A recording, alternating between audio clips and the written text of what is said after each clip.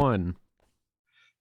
Hello, everybody, and again, welcome to all of us down here in hell. All of us being this week, only me and the missus, who's currently hiding behind her microphone. I am, and there she is, terribly unprepared, and I don't have the chat up, so okay. Please chatter away while I chatter amongst yourselves. But the Archangel David is hovering in the ether as ever. I trust. Greetings. Hello, Archangel. So we'll chat about, this, that, and the other. And so the fact that we not having a guest this week, as we don't kind of every other week. Steph's looking at me in a puzzled kind of way because I was. yes. So if we're having a problem. And what was I saying? I have no idea. Okay. No guest this week. No, just so us. It's principally yourselves. So yes. Jump in with your questions, and as far as I'm able, I will respond, or indeed to questions to Steph or questions about whatever. I've finished Midnight Mass. Have you seen it to the end, David? I have not. Okay. Where are you at? 30 minutes into episode 1. Oh, geez. Oh, okay. Yeah, TikTok's been consuming my life. TikTok. Yeah, I've been tic-tacking. Tic-tacs. I thought that was for 12-year-old girls. No, that's Twitch. What we're on right now. Oh, is it? Good. Excellent. I'm in the right place then. Yeah. So I got myself a water before we started, and I promptly just spilled it all over the place. So. Oh, you did? Look at my glass. Yes. I love that. Great. It is good. It's empty now. Well, why don't you go and get yourself a refill? No, it's all right. I have my iced coffee here. Okay. My Taco Bell order from last week. Steph, you're gonna be proud of me, but I'm gonna get the Taco Bell first. So we did, we being me, I did a cheesy gordita crunch. I did a chicken quesadilla, a beef burrito, and 2 spicy potato tacos. Jeez, dude. And you lived to tell the tale? Yeah, I guess. Wow. And I've been so inspired by your love for Burger King. I actually ate there 2 times this week. See? In the same day? No. I did that. I do a number 7, which is a chicken sandwich. The chicken. Yes, the chicken. It is very good. Spicy phenomenal. I just did regular. I did cheese and lettuce, and then I go back. Like, I guess the one by me closes at 9 or 10. So I get there like a minute, after the hour. And then I was like, can I get this chicken sandwich again? They're like, oh, we stopped preparing them an hour before we close. Oh. So I had to get chicken fries, and I was a little disappointed. That's toddler food. Yeah. Same thing at all. Yeah. Now the chicken sandwich is very good. Out of all the chicken sandwiches I've had so far. Is that what I had last week? Because we went to Burger King at the end of the show. You did. You had a regular. It's terrible. It's appalling. I'm appalled at myself. Why? I am appalled at myself. Because you can't order at a fast food place?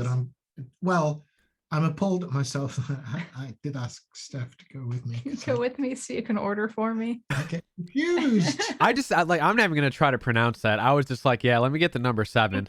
No, I never get a meal. I only just get the sandwich. And I've learned through experience that you have to say Chick King, because when I asked for the chicken sandwich one time, I got one of their old school. Oh, that thing is terrible.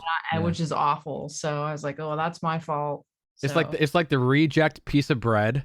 Yeah. It's a poor piece of chicken. Yeah. And it's just no bland, good. Very tasteless. Yeah, it's not good at all. On the Moors with a sub. Thank you. Oh, actually, this I need to cut this off for a second. I completely forgot to respond to one of these messages, but Doug, last week you and Robert were discussing a series of books. Right. What was that?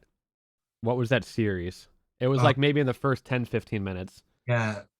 I talked about a historical novel by Anya Seton, A-N-Y-A, Anya Seton. She's actually an American. Her novel is called Catherine, with a K. And that details the life of Catherine Swynford, who was, for most of her life, the lover and bearer of several children to John, the Duke of Lancaster, who was the king's brother. And it's the late 14th century, covers the era of the Peasants' Revolt. And that John of Lancaster is the John that we know as John of Gaunt. Anyone who's familiar with Shakespeare's play King John, the very famous speech about England, this scepter dial speech, that is John, Duke of Lancaster. And it's a really good novel. And then I subsequently read a factual book about her life called Mistress to the Monarch by Philippa Gregory. And we came to that because Robert had been, is it a series and a book? The Spanish Princess. Now, I don't know anything about that in terms of a series, and I meant to look it up during the week to find out about it because I want to watch it now, but I forgot to do that. And then we were talking about Hilary Mantel's brilliant, beyond brilliant trilogy. I think it's Hilary with one L, and Mantel is spelt Mantel.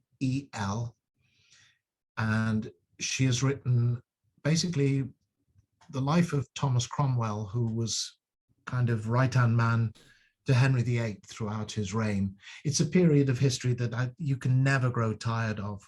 The Tudors, particularly Henry VIII, and then Queen Elizabeth's reign as well. And I think that's generally referred to as the Wolf Hall trilogy. The three books, the first book is called Wolf Hall. The second is called Bring Up the Bodies. And the third is called something else, which I can't remember at the moment. I think those were the things that we were talking about. And then we were talking about Edinburgh and Mary Queen of Scots and Holyrood Palace. So I think that's everything that we were talking about in there.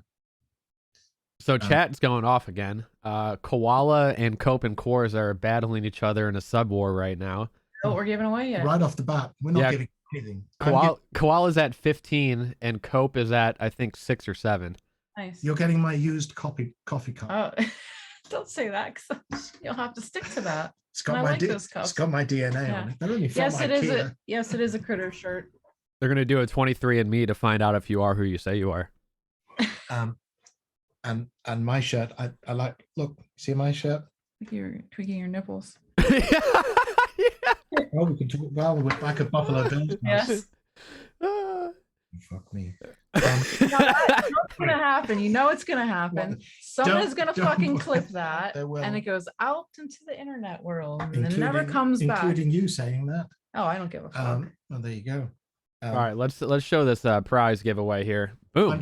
I'm just a Po boy from a Po family. I think that's so. This is anyway. I never got to finish saying that I would certainly say to you, David, persevere with Midnight Mass, because I think it's a bit brilliant. Somebody asked, does anything ever happen on it? And I think you were experiencing that first. I was saying last week, I think I was about 3rd, 4th episode in, and I wanted to lean in with a pointed stick and tell Flanagan to get on with it. It is very slow burn through the first few episodes. And then it takes off, and it takes off, I think, in a quite remarkable way. It's certainly a take on the whole vampire story that I've never come across before. It doesn't seem to have a great deal of a happy ending. You give too much away. I'm not. This is kind of the third thing that Flanagan has done with Netflix. If you're not familiar with the name, I think the whole world was talking about The Haunting, which was his his version. Wait, you mean The of, Haunting of Hill House? Well, I think it was just called The Haunting, but it was. No, it was. was it Haunting of Hill House? Well, there was two. There was like a full on just The Haunting, and then I think like maybe a year later, like The Haunting of Hill House and Bly Manor came out. Bly Manor Right. was good. Hill House was not. Bly Manor was better than Hill know. House. I didn't like Hill House at all. Bly Manor, in spite of the fact that, again, as Robert and I were discussing, we discovered, and I did not know this, that we have a shared love for The Innocents, 1962 movie based on The Turn of the Screw. I think skip them all and watch that. I think it's a brilliant, brilliant, brilliant film. And Bly Manor was better than I expected it to be. Let me put it that way. But I don't know whether anybody in the chat is backing me up on that or disagreeing with me, but I think it's really good. Tremendous central performance by Hamish Linklater and a few others as well. And I finished season 2 of C, which I'm also completely hooked on. Cannot wait for season 3 to come along. Oh, was that the? I think that's great. That's one that contains most of Steph's checklist of things she will not watch. Milady, Sire. I just walked into the room for a Majesty. second, and I'm like, oh. And she said, "Oh, there's people saying Milady in this, isn't there? And then there's chainmail and dragons. New one to no, there are no dragons. But I said that's what it looked like. There's a new one to add to the list, which is people dressed in furs. Yes, people dressed in fur pelts. That doesn't nothing include, to do with cruelty animals or anything. Coats. Just no, fur coats are cool. Quite happy that's with fine. Fur coats are cruel. But the fur. Note that, Peter. No, I said it's not because fur coats are cruel and fur pelts are cruel. It's because I know that that's going to be some sort of right. But I think the Lord and Milady type. It's really good. It's superbly movie. shot. Koala, unbelievable. What's happening? More subs. Thank you. Nice. We just maxed out our hype train thing. Koala from last week, right? Yeah, Koala last week did over 80. We're sending some special stuff too. Yeah, I'm throwing in a surprise. A surprise for you, Koala. Yes, we're very grateful, and it all makes a difference. It's all going to help keeping this silly nonsense afloat. So, if you're enjoying the silly nonsense, I hope you are. We are. We're enjoying. Are we? Are we really? No, I'm just kidding. You want to discuss this? No, not really. No. Hey, David. Hey, yes. Oh, you got the picture up on the screen? Yes. Oh, yep. We're giving away another lanyard. Cause why not? Because why not? I think these are cool. Like we discussed that. People collect them, and we have them all over the house. Stack of them from everything and everywhere. So this is from Fright Night Horror Weekend. I don't actually remember that one, but it was in Louisville, which we love Louisville. Oh, yes, that was the one. Louisville. Do you remember that? Right after management changes, and we'll discuss it later. Anyway, I was there. This was worn around Doug's neck for the weekend. Yes, October 3rd through 5th, 2014. There may still be some of my DNA attached to the back of the. And if not, we'll just go like that. There you are. DNA. And I'll lick it before I put it in the envelope. Celebrity guest, Brad Dudley. So there you go. And did you just say Brad Dudley? Brad Dudley. We talked about this. Savini's name. Well, it's actually Tom Savini's former assistant and business partner. Brad Dudley. Robert Lucas, I think he came up with Brad Dudley, but Tom still calls me. I thought Joe did. I thought Joe gave you that name. Joe? Yeah. Joe Woes? Yeah. You didn't? I swore that was him. Anyway, hello from Peru, somebody says. Oh, good God. Wow. Hello, Peru. I've always wanted to go to Peru. There's an Australian here, too. Wow. Hello, Australia. Ashes series coming up, eh, Australia? We hope, if you can keep your COVID under control. Robert Pattinson Batman official trailer. No. Should I be interested in that? I see Tina's 78 Camaro, which is a great name, by the way, claims to be my oldest fan. We won't go into that. Well, Are you guys safe from tornadoes? Well, funny you say that. Started that. Well, we do have a Steph told me we're under a tornado watch. Yes, we are under a tornado watch. How is that possible? Because we're very, very hilly around here. I thought you needed flat terrain for tornadoes to get. That's what I thought too. Warning in effect for Pittsburgh, PA. Oh. There it is. So if we go off suddenly, then you're stuck with me. That could be why. Come with us, and we'll all travel down the yellow brick road together. Yes.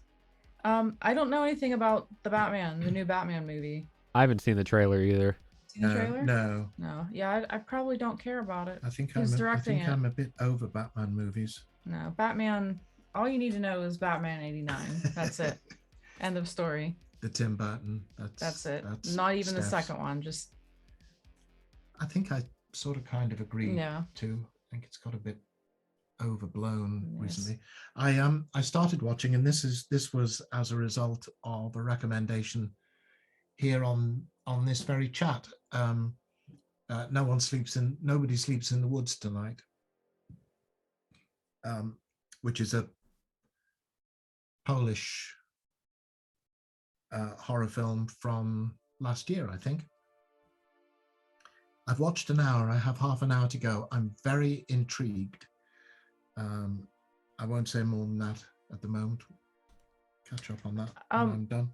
Why is his character's name in Hellraiser being censored? If you're talking about why it's being censored in the Twitch chat, isn't it because it's seen as an insult? Yeah, Twitch finds it offensive. It's offensive, so God's sake. they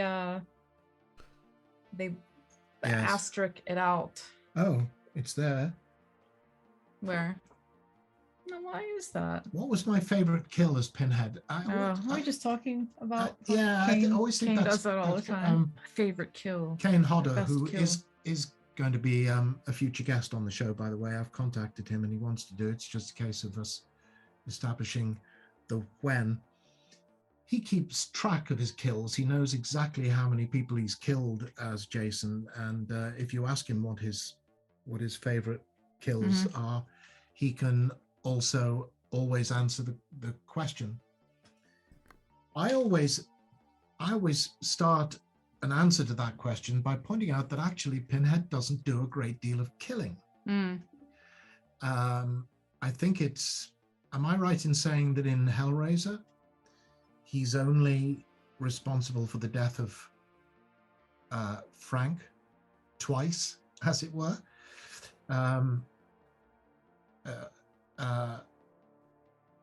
Once at the beginning, and then after he's resurrected and got himself inside Larry's skin, does for him a second time. And I think those are the only two deaths in Hellraiser. And Kane has been known to call Pinhead a pussy because he doesn't kill very many people. And then on one occasion when this was being discussed, and we may actually have been in a radio station because we've shared lots of radio stations being interviewed together at various times, particularly in the approach to Halloween, because we used to do a lot of haunted house appearances together. I suddenly remembered Hellraiser 3 and slaughtering the entire contents of a nightclub. Which kind of quietened him, because I said, what would you, on a busy night, what would you think that would be?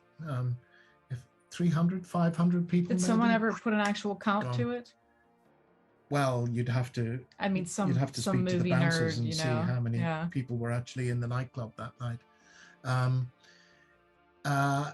actually, Hellraiser 3 is really the only of the series, I think, where Pinhead actually gets directly involved. The CD DJ is kind of fun, but actually it would have been a cooler death, I think, if it had been as per the screenplay. Hellraiser 3 is one of the first horror movies to use CGI, strangely. Morphing was the talk of the town at the time, because of Terminator 2. When we did principal photography for Hellraiser 3, I don't think we bargained to use any CGI effects. Everything was hands-on, physically made, in the moment effects. When we went to LA to do some new principal photography, that would be 1992, we were using some morphing and some other effects. So when the CDDJ dies, the CDs rise up and kind of hover around his head before slicing into his head. As Pete Atkins had written the moment in the original screenplay, Pinhead, disapproving, no doubt, of the Eurobeat nonsense that he was probably playing. I've always said that I think Pinhead's taste in music is Requiem Masses, which probably wouldn't play too well in the nightclub. He walks over to the CD DJ's console, reaches across him, ejects the CD, removes it, and boom, physically slices his head open with a CD, which would have been very cool. And then the even better death, which was not filmed at all, which I think was a great shame. In the approach, when Joey runs into the church and then Pinhead follows her in and confronts the priest, and that whole I am the way scene, the auto crucifixion scene, you get the shot of the Cenobites coming up the street towards the cops. And Pete, as the bartender Cenobite, has got his cocktail shaker, Molotov cocktail. In the screenplay, Pinhead was marching at the front of them and was confronted by the lead cop. And actually, what Pete was doing was demonstrating Pinhead's contempt for earthly law before going into the church to demonstrate his contempt for spiritual law. So the policeman confronts Pinhead and calls him, he had a great line, you are something like, I do remember, you are one butt ugly son of a bitch, and you are about to discover something about, about the power of the law and the taste of lead or whatever, and Pinhead's response was to tell him that he was something, which I can't remember, and that he was about to discover that pain has no ending, and holds out a hand and makes that motion, and the handcuffs at the cop's belt release themselves and attach themselves to his tongue.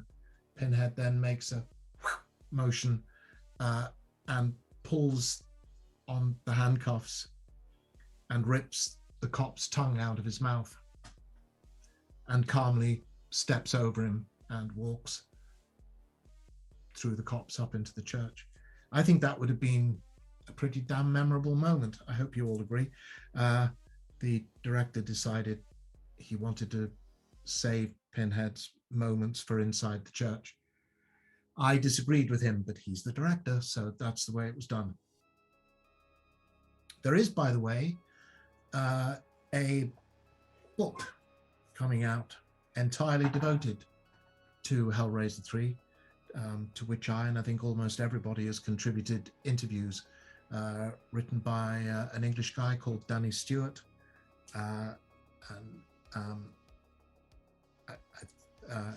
Is it called Hell on Earth, The Making of Hellraiser 3? I can't remember. It's just off to the printers, so don't go Googling it. You won't find it yet. It's not available yet, but that's in the pipeline and coming your way. I'm sorry, I swear I'm not ignoring chat here. Sorry, just me being long-winded. I'm losing track of questions. Harry wants to know if after COVID, would you be doing any appearances in the UK? Big fan of Doug's work in Hellraiser and beyond. We have some invitations from a few shows in the UK, but taking things under consideration as far as what our schedule allows and where we think things are going to be. So, but in principle and yes, in theory, like absolutely, yes. Yes. Pending negotiations and all of that usual, Yes. qualifications. Yes. I'm just losing total control here. The chat can't even keep up with it anymore. I love it. Yes, cool. Critters is awesome. Yeah, is the stream weird, David? Is it not great? Is what not great? I hear that someone said the stream is not. I noticed not on the our best. screen I forget on the word they used. our screen on the MacBook was buffering a bit. I mean, I was hearing thunder outside, so who the fuck knows what's going on out there? Yeah, everything's clear and stable on my end. Yeah, our power goes out at the drop of a hat. So you sneeze in the power. Like I said, I'll pop on the screen and then, yeah, I'll dress up as Pinhead with all the items around me. Everyone's saying it's fine, no problem. Okay, I thought I cool. saw somebody said it looked a little choppy. I think that was the word. You know what? Hmm? I need to make a recommendation to you, Steph. Me? Yeah. Uh-oh. So this is good. It's on the topic of food again. So we're gonna get our segment going a little early. So I don't know if you've ever heard of the YouTuber. His name is Mr. Beast. No. So he's probably like 24, 25. He's been doing YouTube forever. So what he does is he does like crazy things. Like he'll go into a store, buy literally everything and just give it all away. Or, like have somebody answer like a question like, what are you standing on right now? And it'll be like a sidewalk and they're like, oh great, here's $10,000. So he opened up like a free restaurant for a while that was a burger place in his hometown. So now he actually has like all these burger places across the country. It's called Mr. Beast Burger, but it's delivery only. And you guys can actually, there's a couple in Pittsburgh in that surrounding area. I just had it delivered and I'm not even exaggerating, for it being fast food and the fact it had to get DoorDash to me, it's like a 9 out of 10. I've never heard of it. It was phenomenal. And their seasoned fries, chef's kiss. Would have made Gordon Ramsay proud. Do you have Burgatory around you? No, I wish. Yeah, that's good stuff. It's very good. But you end up paying a ridiculous amount of money for a burger, but it's really good. Clever. That Nutella milkshake. Well, the milkshakes are stupid. I'm not a fan of milkshakes, and I'll have their milkshakes. But they have perfected the art of going to get a burger and being fully prepared to pay $30 for the privilege. So you're like, oh, that sounds good on the bread. Arugula like, and avocado and eggs. You build your own burger, and it can be topless or naked. And there's beef obviously and vegetarian. The elk burger. The elk burger and bison burger. The elk is especially good. And then you just kind of check off all the extra bits and pieces. The baked beans are fantastic. The aftermath is not so good, but they're worth it. Don't do the baked beans. I'm a big fan of Burgatory. Very, very good. Sorry, Burgatory. Burgatory. Don't say it like an American. Burgatory. Say it like I do like going to Burgatory. I go to Burgatory. Mummy, and then I comment on it on Twitter. Steph's very amused by the way English people talk about Twitter.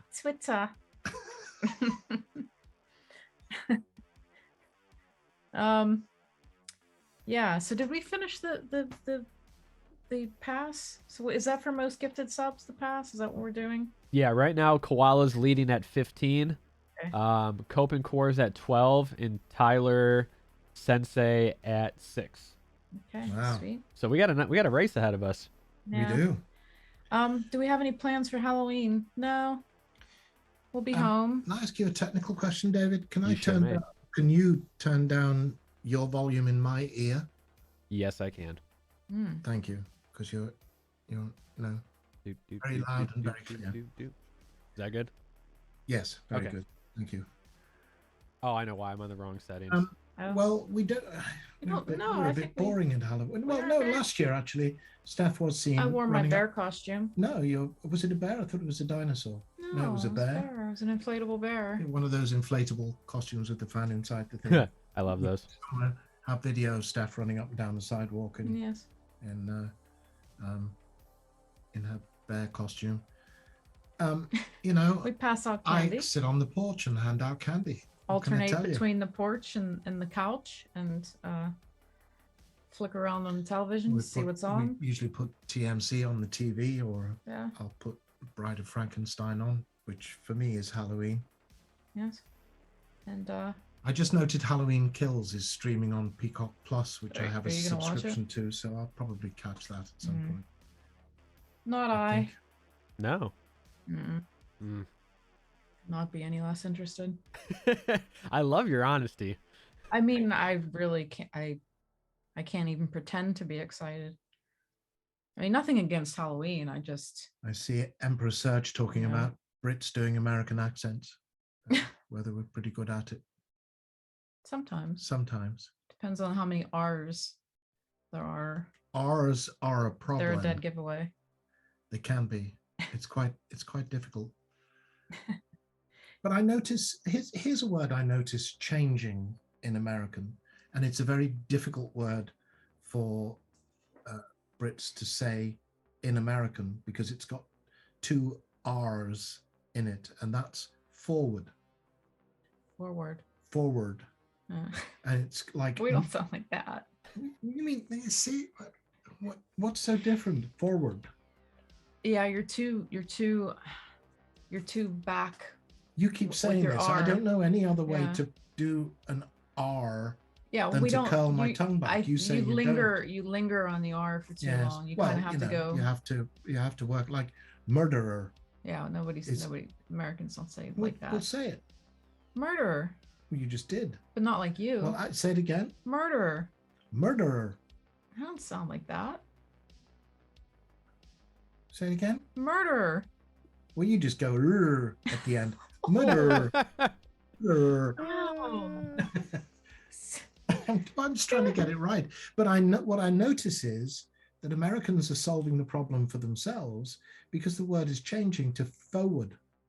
Ooh, who says it like that? You hear it all the time. Forward. Now. Yes. Forward. Moving forward. That's just laziness. Well, it's easier. So you just suck.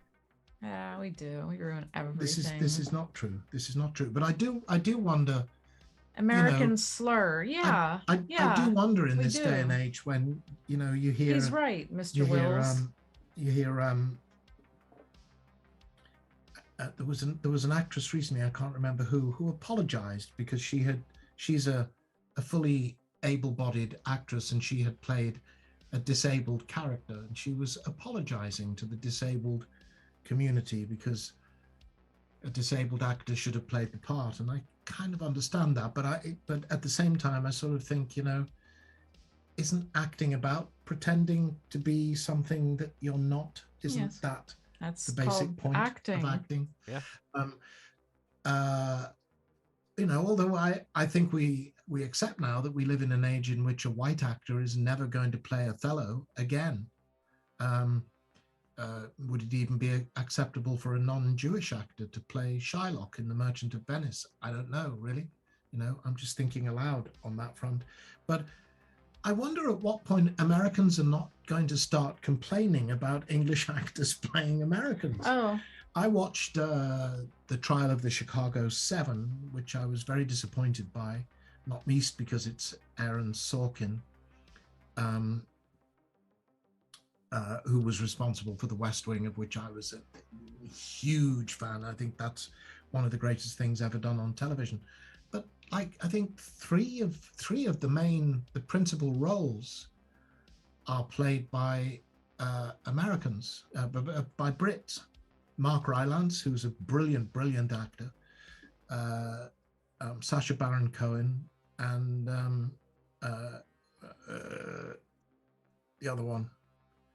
The one who annoys me when he makes acceptance speeches, but that doesn't narrow the field. No.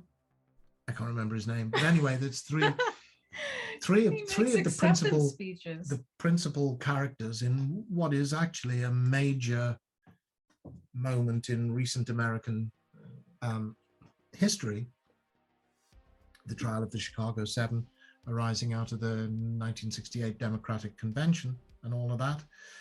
were British, and I kind of wonder at what point Americans are going to say, "Wait a moment, aren't you keeping American actors out of work?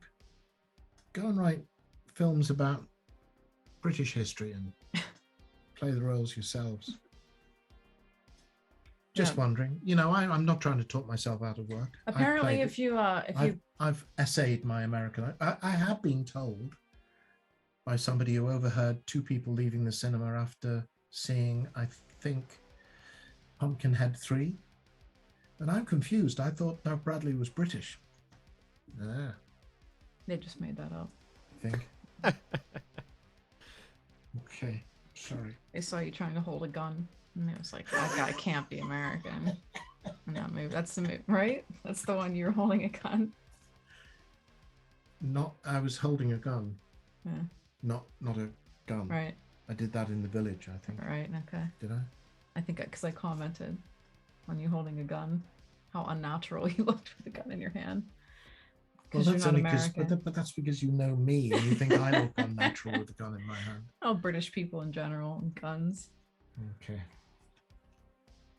So I saw something. I think it was on Instagram the other day. It was a group of people at a soccer game. They were sort of fighting back against police.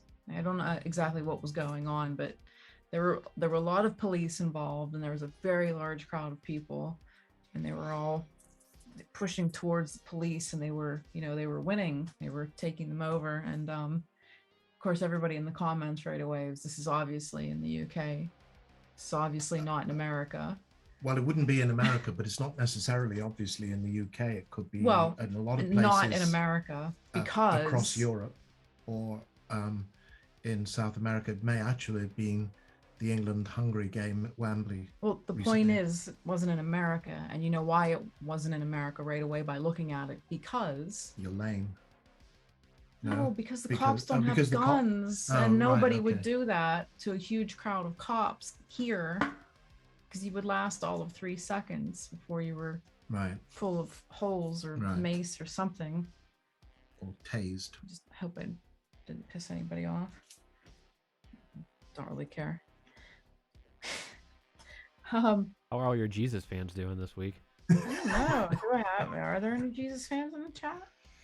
Highly doubt it. Might well be. We're the hooligans. We're the hooligans. Yeah.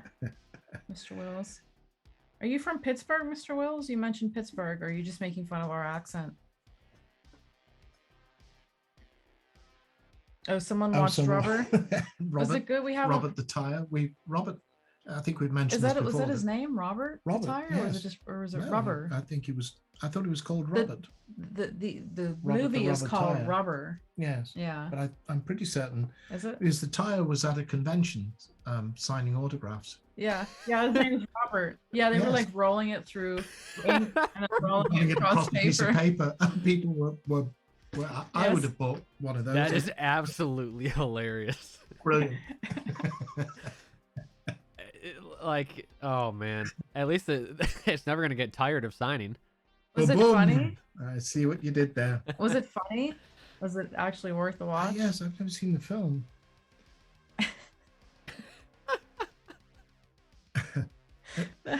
I just literally imagine us like leaving a booth and walking down an aisle, and there's just a tire rolling back and forth. Just that's basically out of a piece of paper.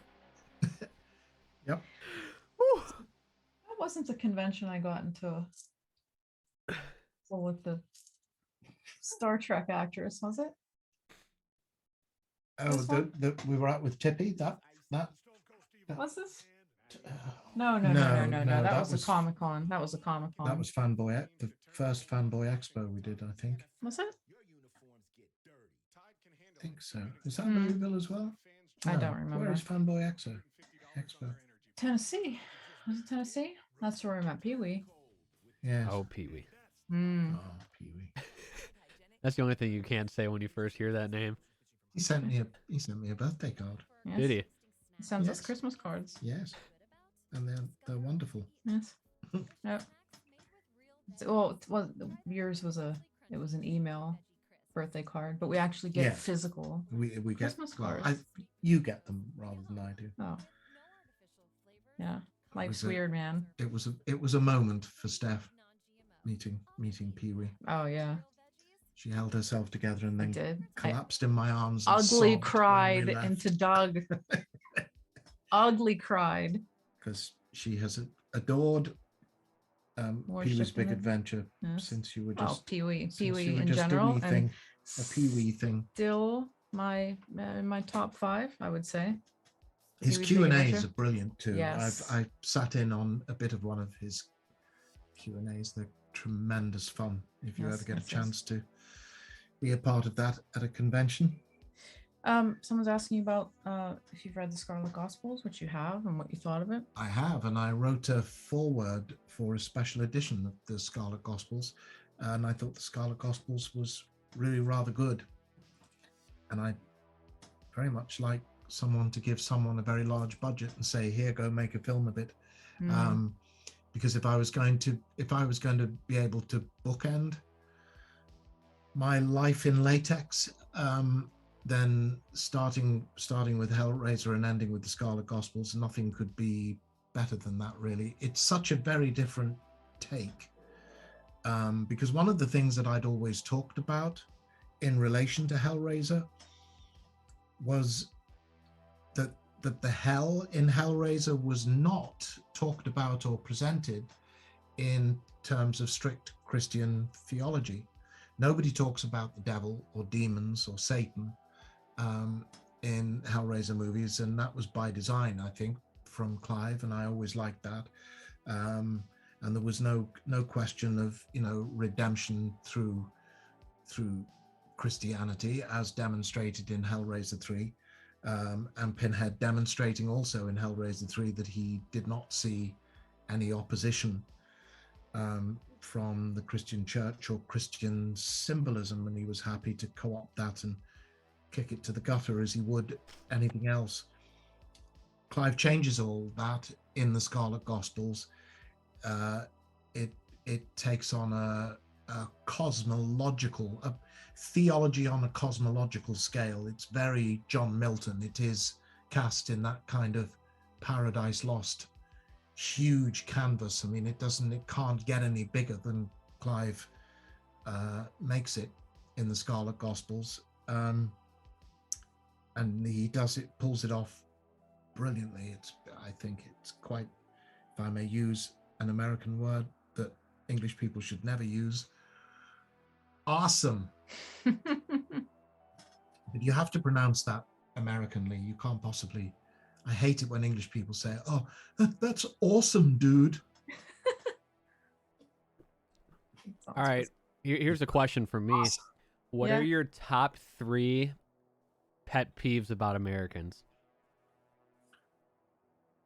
Oh God. Is that a long list?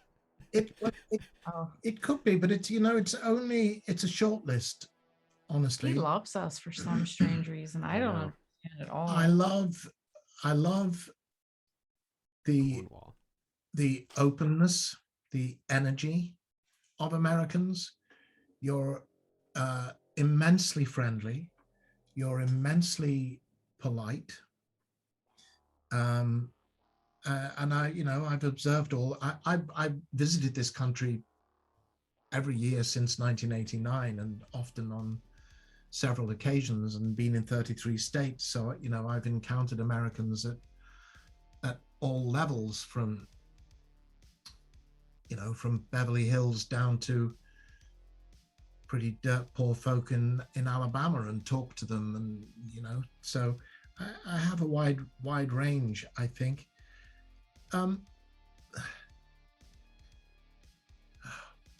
What are my? Why do I always go blank when I get? I don't know asked that these you. questions. I don't know that you.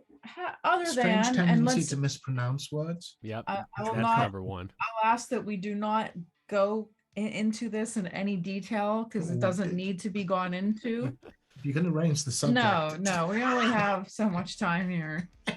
Everybody knows it sucks, but it sucks especially to people not from this country getting involved in the healthcare system. So that would be more than a pet peeve. That's a huge problem. Thing. And I also now, because I had my diagnosis of bowel cancer at the beginning of last year, which is very firmly in, if you pardon the expression, the rearview mirror.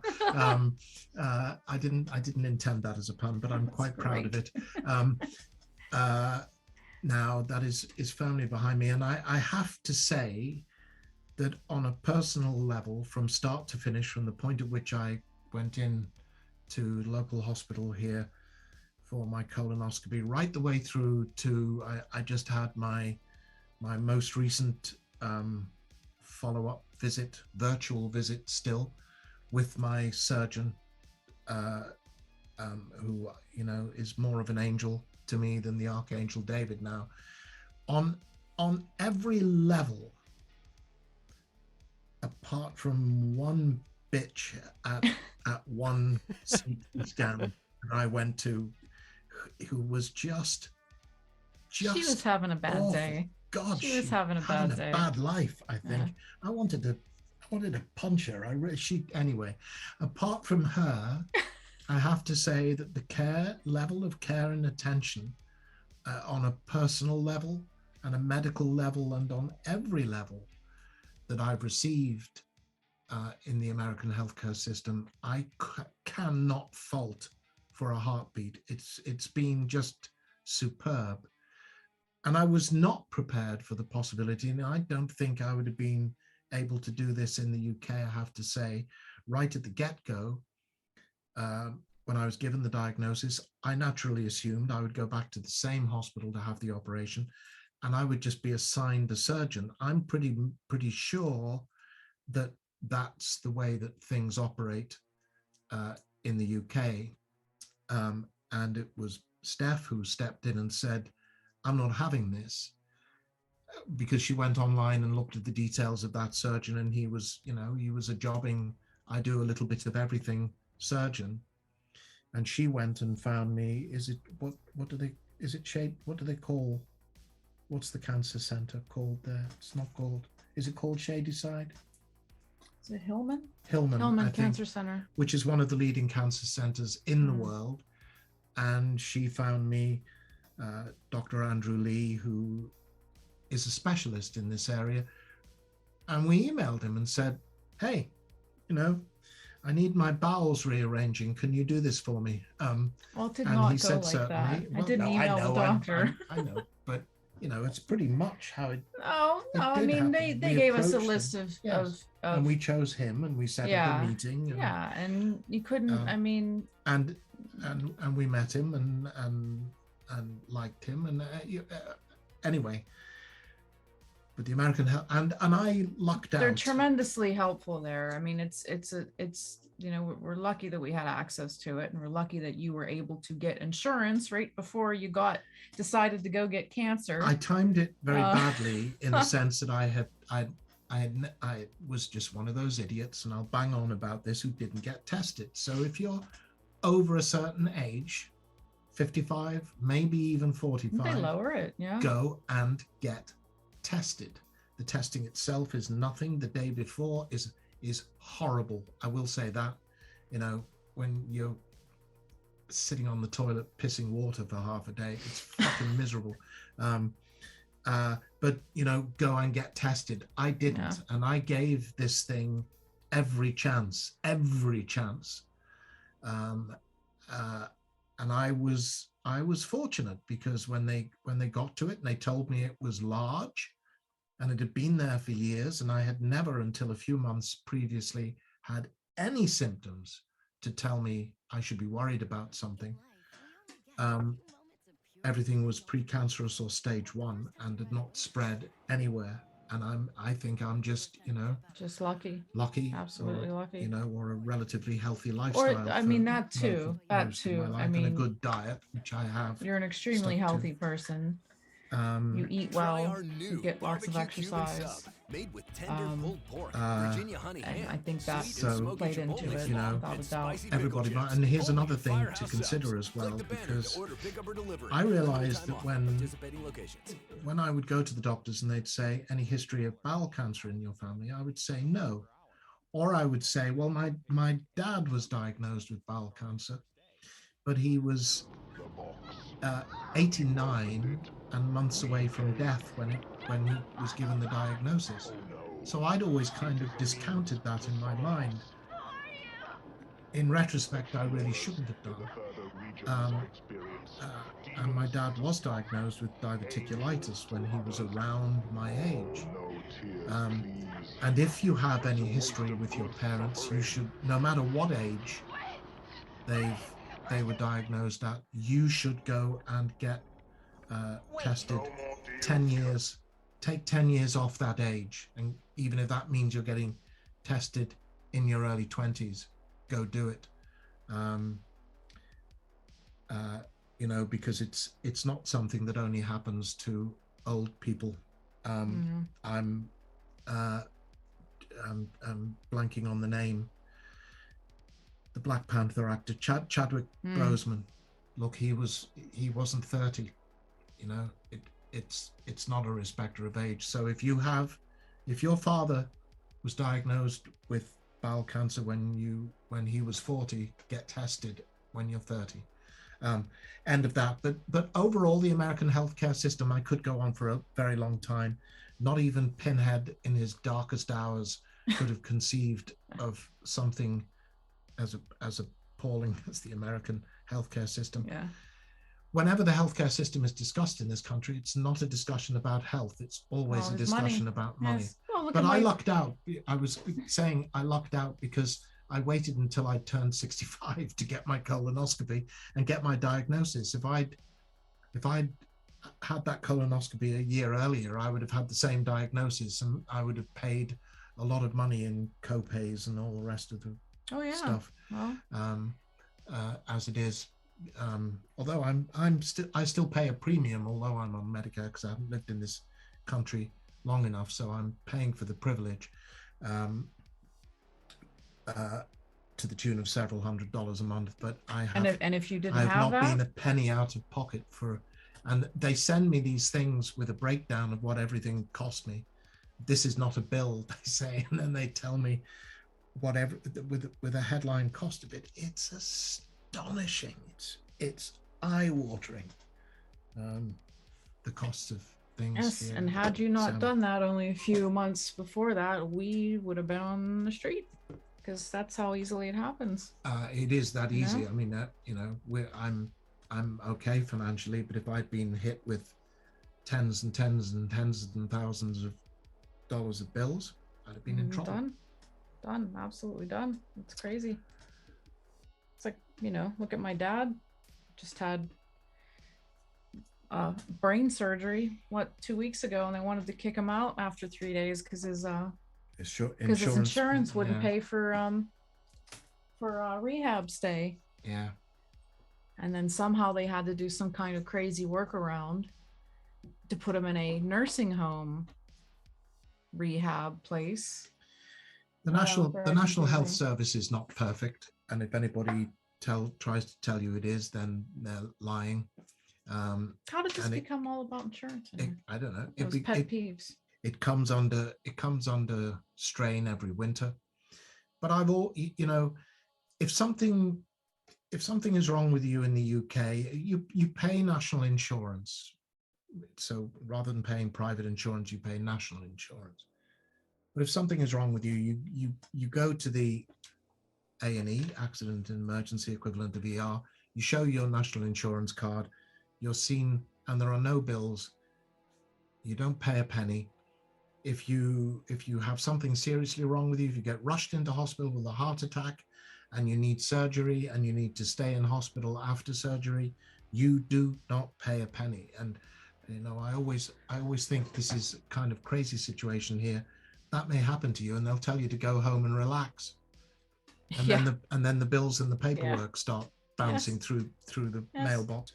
Good way to relax. We should probably I wanted to discussion of healthcare. I wanted to address this. I see this in chat. Madeline says, I have a few American friends, and they tell me as long as you have money in the U.S. healthcare system, it's great. If you don't, you're in trouble. How true is that, though? It is the truth. You either are able to pay for insurance, which is not easy at all. It's expensive as fuck. I mean, even the Affordable Care Act is unattainable for some people.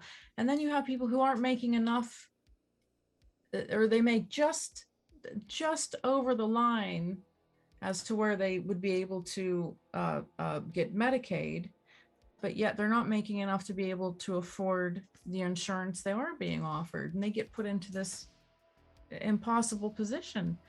But even I remember reading an article. It's in the New York Times. It was a guy who was in an extremely good job, very well paid job. He had top-notch insurance.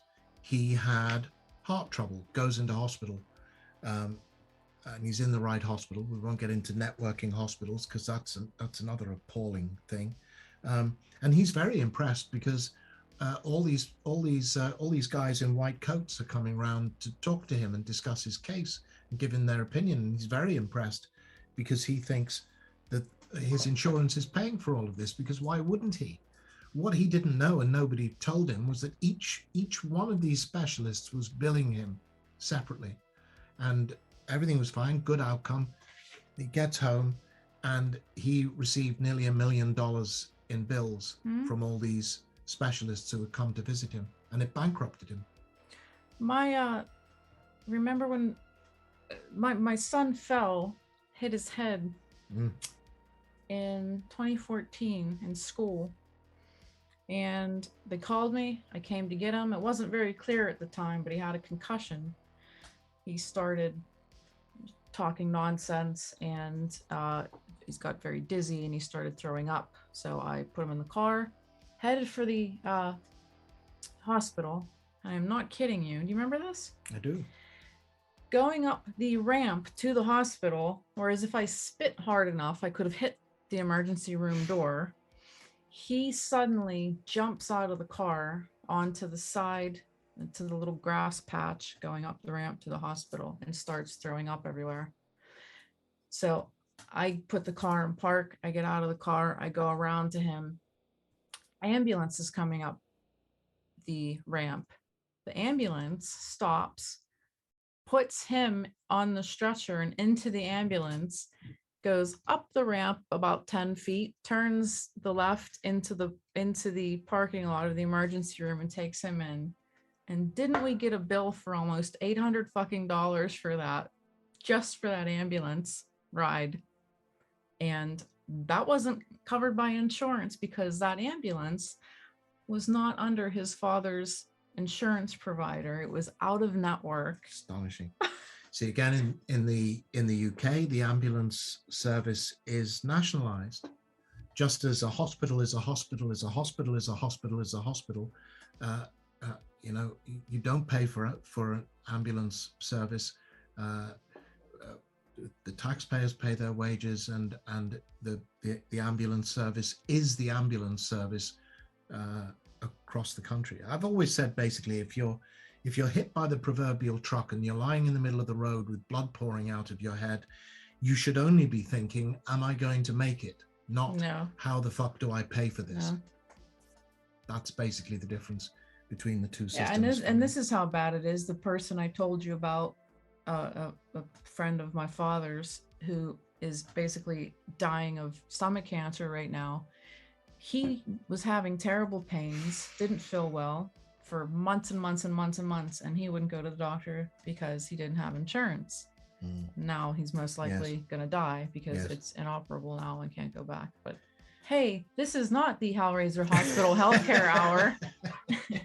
As General Hellraiser Hospital. We were talking about pet peeves, and I said let's not get deeply into it, and we got deeply into it anyway.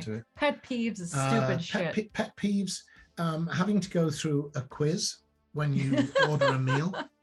Do you want this with that? Do you want that with that? Oh God! And that. How do you want your? Do you want? If you order a starter, why the fuck do you want to get me to eat a soup and a salad as well? But we always have to go through that rigmarole. But have you seen our portion sizes here? Like, my God. Disgusting. Of course. Yeah. Well, they're better than they used to be, I think. So that annoys me, and that's why I get confused. Subway is the worst. I can't order this. You gotta have it in your head. You have to know what you want when you go in. With Squeezy on Like, the I have pickle a- and When Yeah. you're 5 behind in line, you have to be ready to go. You can't hesitate in the slightest bit. yeah, exactly. Rattle that off and walk on out. Grab a cookie. best to find your thing from a place, so you know I that's know what I get when exactly. I go I'm to that having this, place. That's my And thing. don't ask me any Yeah. questions. Here's another. Steph's son is starring tonight. Oh.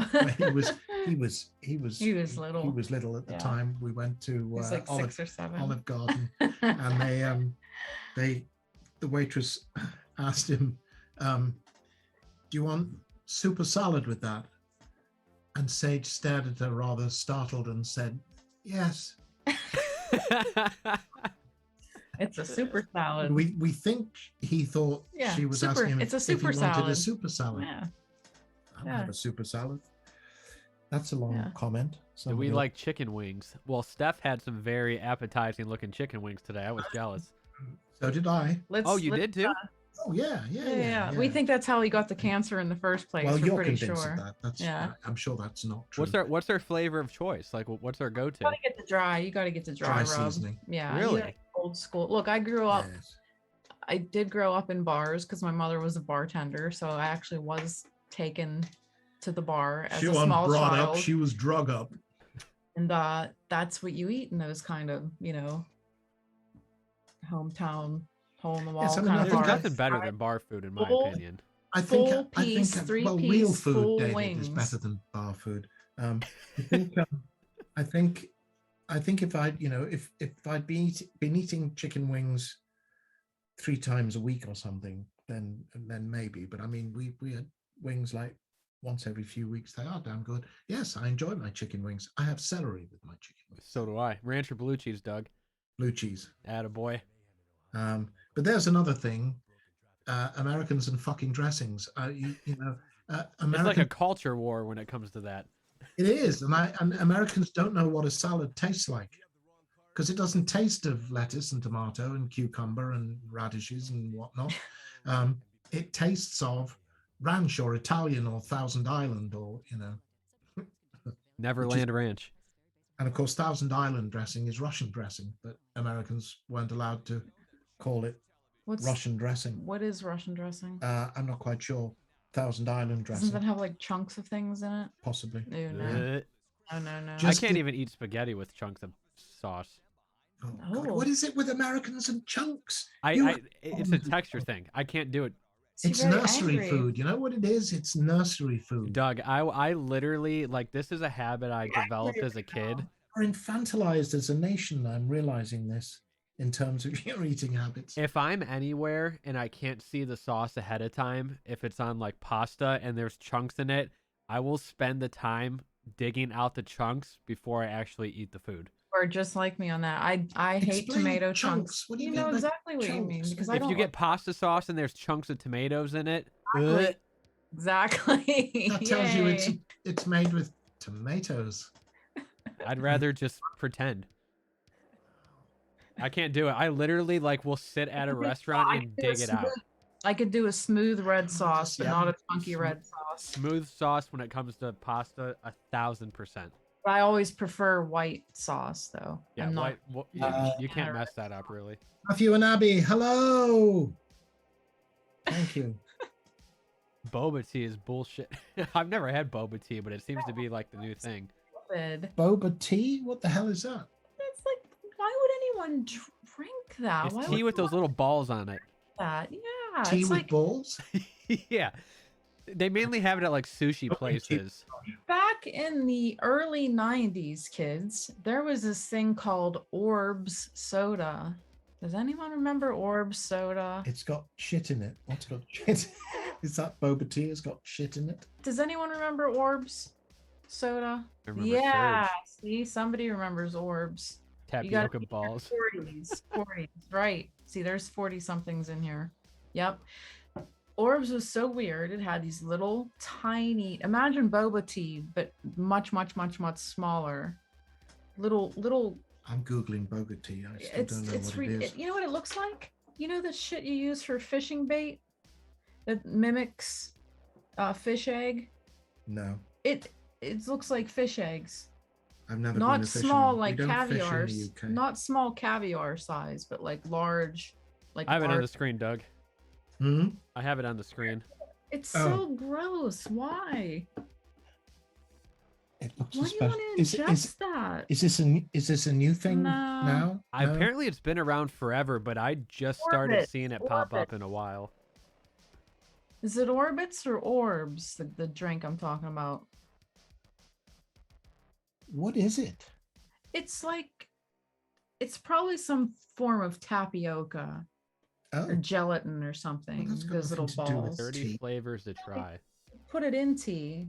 Yeah. Oh, Look, it looks So, so gross. It's It totally boba looks- tea, pearl tea, tapioca. yeah, And it includes brewed tea, Tapioca milk, tea? yeah, it's disgusting. sweetener, and pearls. we used to have tapioca Now, pudding at school. now, all the David, time when look I was up a boy. fish egg, fishing bait, because it's the same thing. Oh, wow. Oh, wow. See? Yeah, I'm good on that. Yeah, they're in the jar. See it Yeah, in the like jar. those- That's what I used to use Those to little fish. balls. Yeah, right Yeah. there. Yeah, so that's what. There you go. It's probably like the same thing. Oh, so it should actually be called Look. bubble tea, not boba tea. Yeah. Well, I Oh, don't- yeah, it looks like Yeah. fake That's the first- caviar. No, I don't 'cause think you can call it ball Salmon. tea. Salmon roe. Yeah, that's what you fish with. That's what I fished with when I was It's a kid. And that's what I it's Taiwanese apparently. thought of as soon as I saw that tea. Also known as pearl milk tea. That sounds all wrong. Yeah, that's disgusting. Um, Yeah, orbits. It was orbits. My friend used to Oh, make it's also orbits called- and jolt. It's also called pinyon. Just bringing things back to subject. Mm. You have your own tea. Most commonly consists of tea accompanied by chewy tapioca balls, boba or pearls. Holly says, "No, I don't like things in my stuff." Things in my stuff. That's the most accurate depiction I've. Oh, I've I'm ever totally read. with you on I'm- the chunks and sauce. I don't can't get do the, it. I don't get the stuff in stuff. It leads me to another peeve about America. Because I kind of distinguish in my head these days, I think, between America and Merca. And we've talked about this before, I think. Make shit taste like other shit.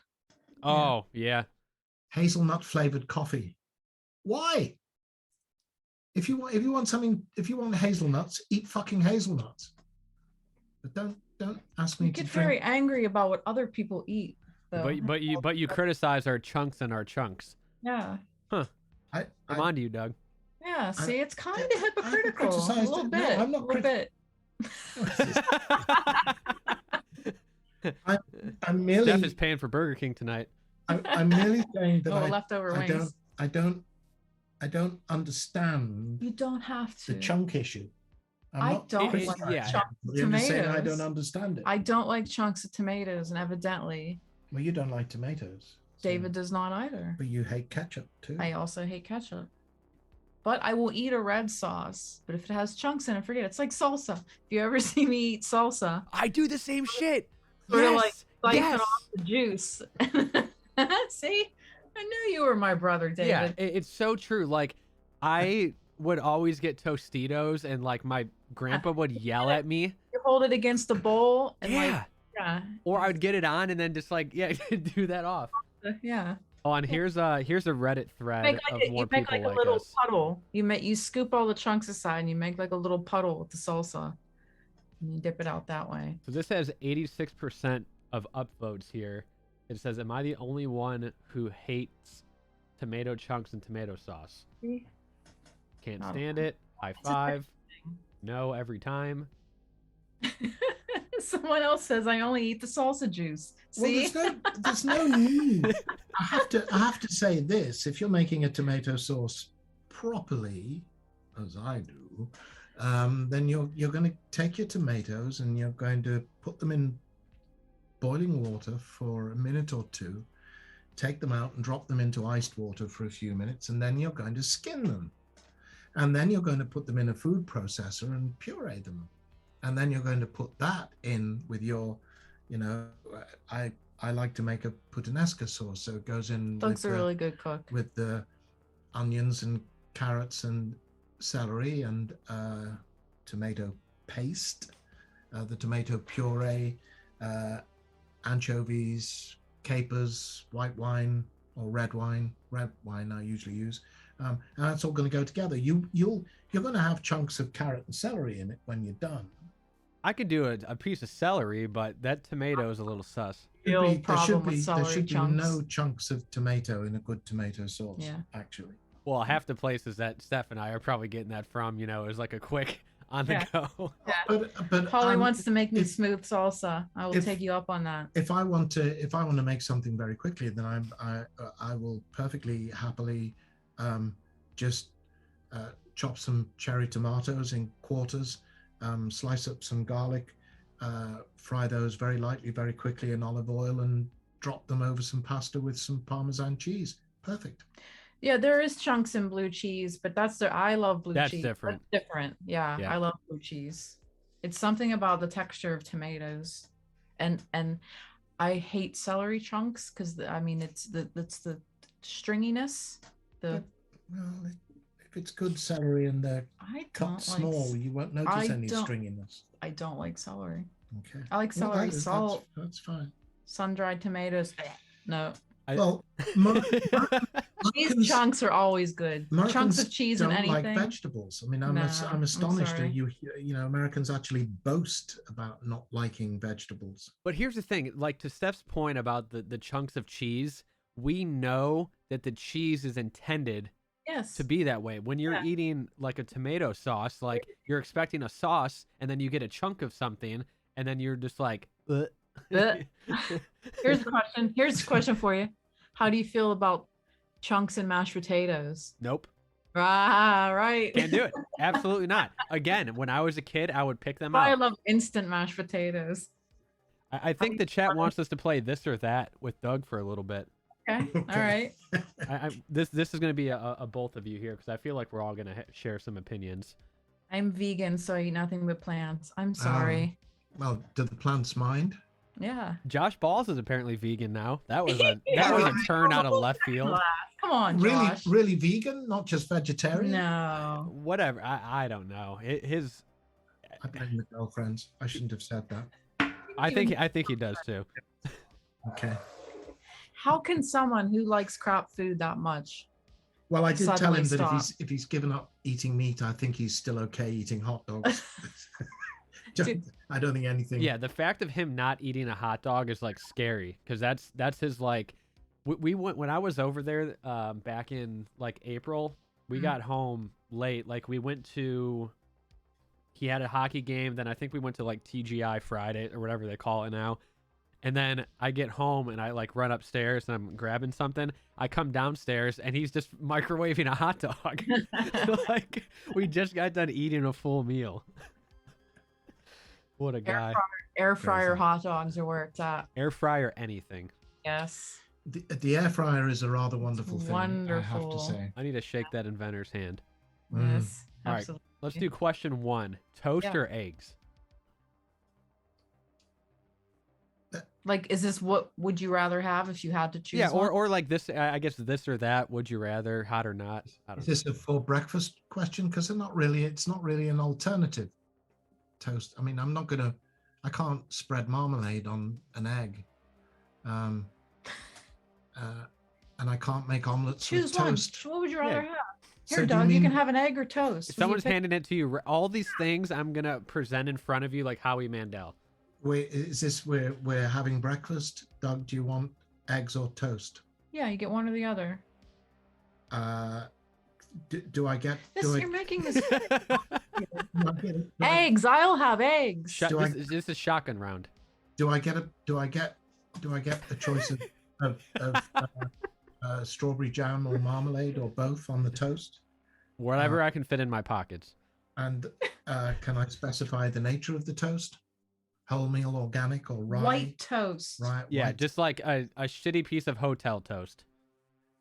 Well, I can get some pretty good rye toast in hotels, so I'll go for that if I can have some good. You would lose on a lightning round of a game show. It's not an alternative, toast or eggs. Apparently, according to this list, it is. Not real life. Well, okay. All I think right. it'd be for breakfast. This one's tough because it depends. And I can see where Doug might struggle on this one because I am. Because it depends on the situation. But are we ice cream cone or snow cone? I'm good at snap answers to things. All right, ice cream cone or snow cone? You'll have to help me with the differences. What's a snow cone? Snow cone is shaved ice. What is that? Like Ice Rita's? Shaved that they put syrup flavor on, like flavored syrup on. Oh, ice cream cone. Yeah. Okay. Yeah. Think about that one. I just saw a really good one. Where is it? Do you prefer a bath or a shower? Oh, Shower. Shower. Okay. I do like baths, but I have them very infrequently, and I shower very quickly. I don't understand people who are like 20 minutes in the shower. I gotta have that water hotter than hell, scorching my life. Same. Really, I have as close to cold as I can cope with. Lukewarm. Yeah. Nah, has to be burning, scalding. All right, this is a good one too. Cake Depression or shower. pie? Depression baths. I'm sorry, depression baths. Yeah, Yes. I take lots of depression baths. I usually take mine with a toaster. Or eggs.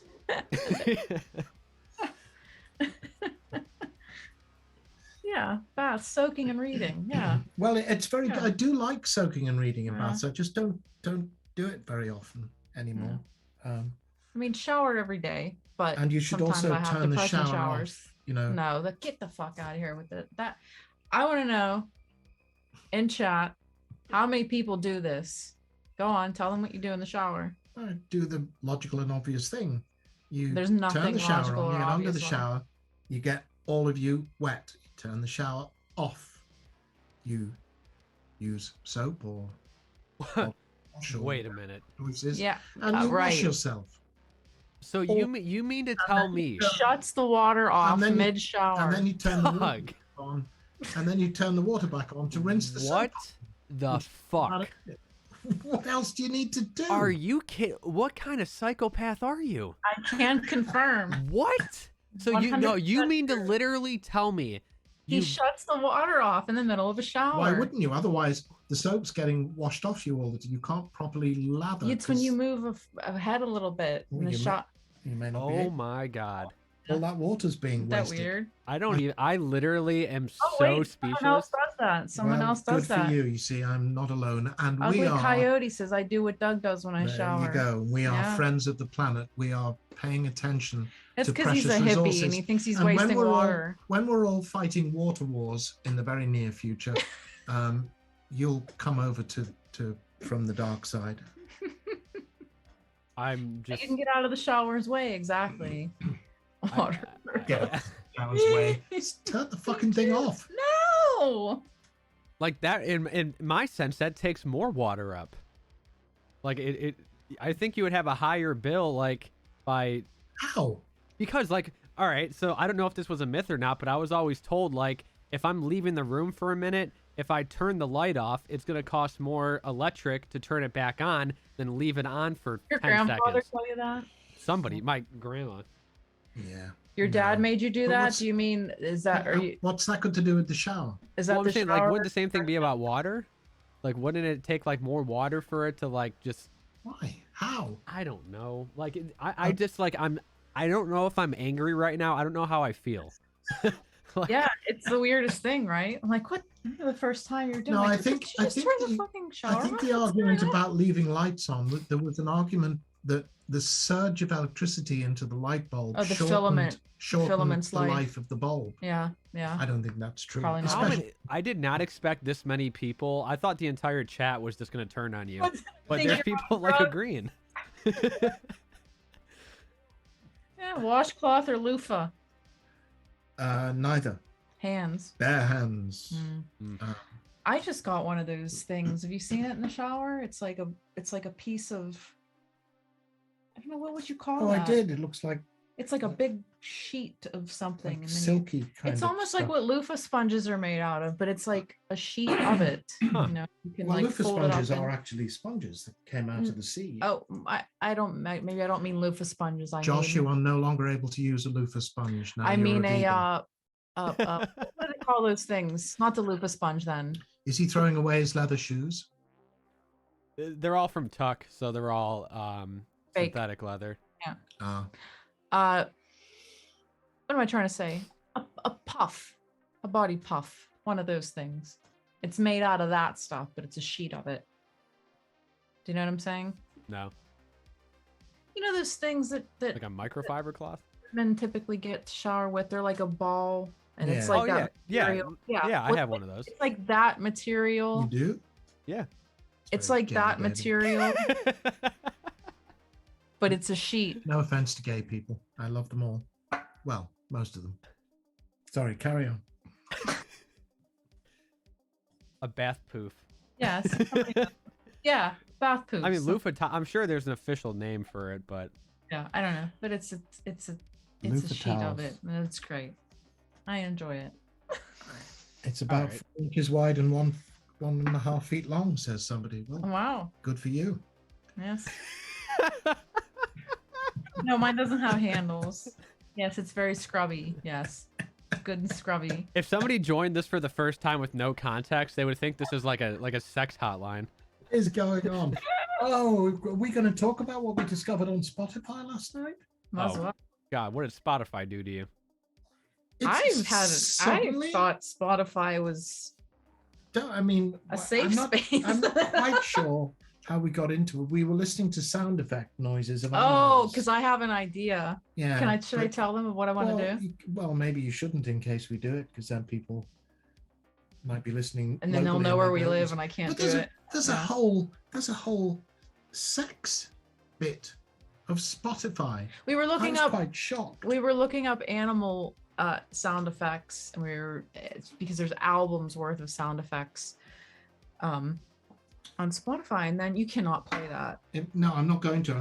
I may have well gone now because I've been listening to. You were gonna have the most screwed up daily mix recommendations. Yeah, on that mix is gonna make zero But sense. they're like weird. There's all kind of weird like sex categories, and there's like old phone sex sound phone effects. sex sound Oh, effects Lord. and stuff. Fuck. Yeah. Oh, we It's went down the so rabbit weird. hole. We went down the Spotify rabbit hole. I think thought. it's, yeah, my jump back in is going to be Yeah, you interesting. better. You're gonna have the weirdest recommendations for the longest time. I think it's removed them. I think it's. But what I've come to accepted that this realize it's is very strange. what I've come to realize is, I mean, it looks like you can basically self-publish on Spotify, and I just didn't think it was that way. Oh, I there thought it it is. was, yeah. So read it. This one is called "Anyone with pussy or penis can enjoy No, you were gonna say that. can enjoy hands-free orgasm. Sex lies between two ears and not between two legs. There's one of the things we ran across last night. Who knew? I didn't. There it is. Everybody go to Spotify after the show. They better give us a royalty. We just plugged them so hard. But when we did listen Yeah, to there's it, it was some Indian guy talking about It was very bizarre. hands-free orgasms. Yeah, it was very strange. We listened to about 20 seconds of it. It's like Bluetooth for the first time, hands free. I'm sure there's probably Bluetooth orgasm, Bluetooth sex. I'm sure there's probably Bigfoot porn on Spotify somewhere too, because that's like a real popular thing apparently. Did you know that? I'll tell you what. Based on what I saw, that Believe it. also was Right. that also was at the same time. Like we did the World of Wheels convention in 2017 Uh-oh. with Blackcraft, and Uh-huh. it was the same weekend as a as a furry convention. Oh, all right. So Well, capital of It's furries, the isn't biggest, it? yeah. I made a turn down the wrong corridor, and Uh-oh. yeah, it was I saw some things. To You observe one. found yourself in the furry party, did Yeah. Yeah, I turned right around. Yes. Yes. you? Well, I've you say that now. I've seen some things at one of those. Yeah. Yeah, I mean, hey, I support what anybody wants See? to do. Koala said, "Yeah, Bigfoot is popular online." That's so Oh, it is. weird. Is that, Bigfoot, is that, big, you know. is that Bigfoot, big hands, big, Big, everything? you know. Is that visual, kind of animated visual? What? Bigfoot porn, No, or is it just audio? audio stories. Yeah, Right. and Oh, well, like audiobooks? written and audio. Yeah, I Okay. remember listening to some podcast.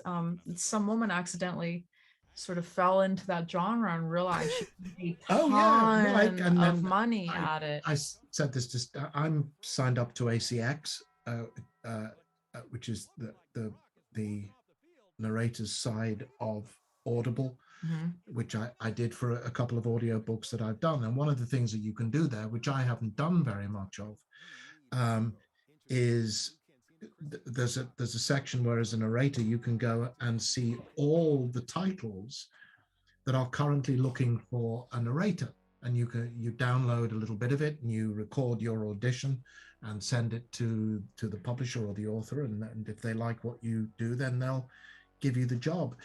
And you can filter categories down, and if you don't filter what they politely call erotica out, that's 70%. I could have a whole career now reading male erotica novels.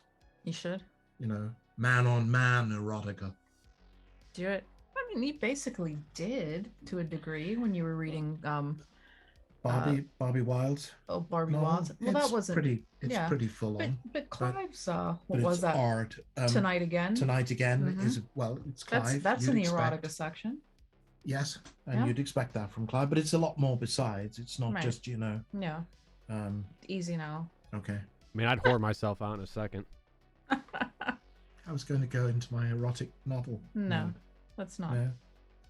Wasn't that a thing on Family Guy? Peter Griffin was listening to Betty White, a cassette tape of Betty White reading erotica or something. Am I remembering that correctly?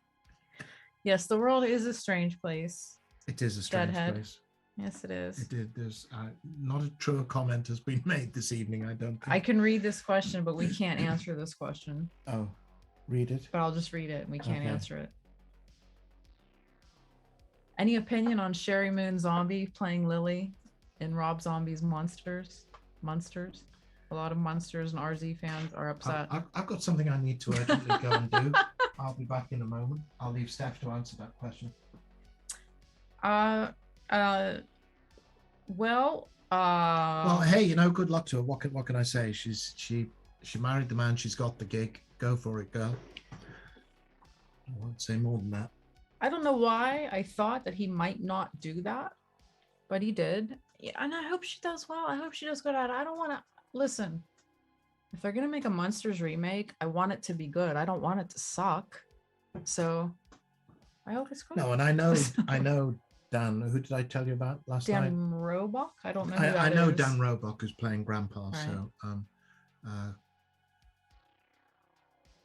yeah, I mean, good luck with it, Dan. If it does anything, it will open up the Monsters to a whole new generation of people. Hopefully, maybe. It will. Don't know. Yes. Doug reads Jackie Collins. Yes. Good Lord. I wanted to do that. I wanted to me and you start an old, go back and rewatch like Dynasty. Oh. I think it'd be so much I fun. loved Dynasty. Yeah. Absolutely loved. I never watched Dynasty. I watched Knots Landing. Right. Dynasty was the King Arthur story. Oh, in soap opera, but people are always getting slapped, and it looks wonderful. Well, it had Joan Collins in it. What's not to love? We're always slapping the shit out of each other. It was much better than Dallas. Dynasty was terrific. I'd happily go back and watch Dynasty. Yeah, I'd like to do that. I've never that would be fun. I know you're a fan of Knots Landing. I've never seen. Oh, that's because William Devane. Okay. Yeah, right. I had no other interest in it otherwise. I knew he was in it, and I went and started to watch it, and I got hooked on it. He was the reason you started watching 24. He is also the reason I started watching 24 and fell in love with 24. Ooh, Koala with 5 subs. Oh, thank you, Koala. This is shaping up to be a hell of a contest here. Oh. Koala with that 5 gifted just reached 100 total gifted in the last 2 streams. Jeez, thanks. Thank you, everybody. It's wonderful. Yes. It's wonderful. I'm going to celebrate by not getting Taco Bell tonight because I just ate a big cheeseburger. From where? Mr. Oh, from Beast. that place. Right, right. Okay, I ordered 2. Well, they didn't deliver it. Well, apparently they delivered it the first time, but my apartment number wasn't in there. So I literally spent 20 minutes going door to door across my development. Yeah. And I called and they're like, well, we can give you a refund or redeliver. And I was like, because I feel like a piece of shit. Like I'm off work for a while, a little vacation, you know, stay at home. I woke up at like 10, had a phone call, and then got out of bed at 6:45. Oh my God. I've done nothing the entire week. You need to do that once in a while. Sounds good to me. It's perfectly fine. No, the Grimm Collective is not going to be live. We filmed that on is that the Buffalo Bill? Not yesterday, but the Wednesday beforehand. We were at the Buffalo Bill house with the Grimm Life Collective, and that's going to air on the 30th on their channel. But we'll probably, obviously we'll put the links and everything. They filmed us doing a walkthrough tour around the house, and then I sat down with Michael Collins on the porch of the Gum house, and we had a general chat, interrupted by trains. 3 times. 3 times. That was wonderful. Because I was about to use the L word then, David, literally. The Buffalo Bill house is here, and the yard that you're used to seeing from the movie, and then the railway track, which you do actually see in the film. So it's just, there's no street. It's yard, and it's not a law. It's what is it, 50 feet the front yard? No, it's not long at all. Right to the railroad tracks. Yeah. And then you've got a little gravel and a little pathway, gravel embankment, and you're on the railroad. And on the other side of that is the Youghiogheny River. So yeah, 3 times during the interview we were interrupted by, and because there's a road intersection, therefore the trains have to, by law, sound their horn 3 times when they're approaching the intersection, regardless of whether the the barriers are down or up or whatever. David, I'm sending you a picture. Very loud, so we did have to pause. But that'll be out. Is that just on the before 30th? Halloween? The 30th. Yeah. Okay. Cool. I sent you a picture up now. Yeah. I took a still from the video. I love that. I did. And put it up against the still from the movie. So this is a non-posed picture of me. I'm not posing. This is a still from the video when I recreated the card dropping duck around the kitchen door scene. No, David, the video. No, because I turned wrong. What? Of me. Oh, of you doing what? No, I don't want anybody to see any of that. Until, okay. Yeah. All right. Okay. I'm gonna get this photo pulled up here. Until the thing airs. Yeah. Okay. Yeah. When they do their thing, I'll put all the pictures that I have. But I said it's pretty good actually, for not having a directed by yours truly. But I still turned the wrong way. Yeah. Have you got the doorway picture as well? I think so. Yeah. Yeah. Are we waiting for you to put those up, David? Yep, pulling it up right now. Okay. No, I'll send you the. There we go. Look at that. You lift it up. Look. Pretty good. Pretty good. Yeah. But I'm disappointed in myself because. You are? Why? Well, because I turned the wrong way. No, you didn't. Yes, I did. I spun that way. He spins this way, but I still got that down. But very well. You couldn't better that. Really. Yes.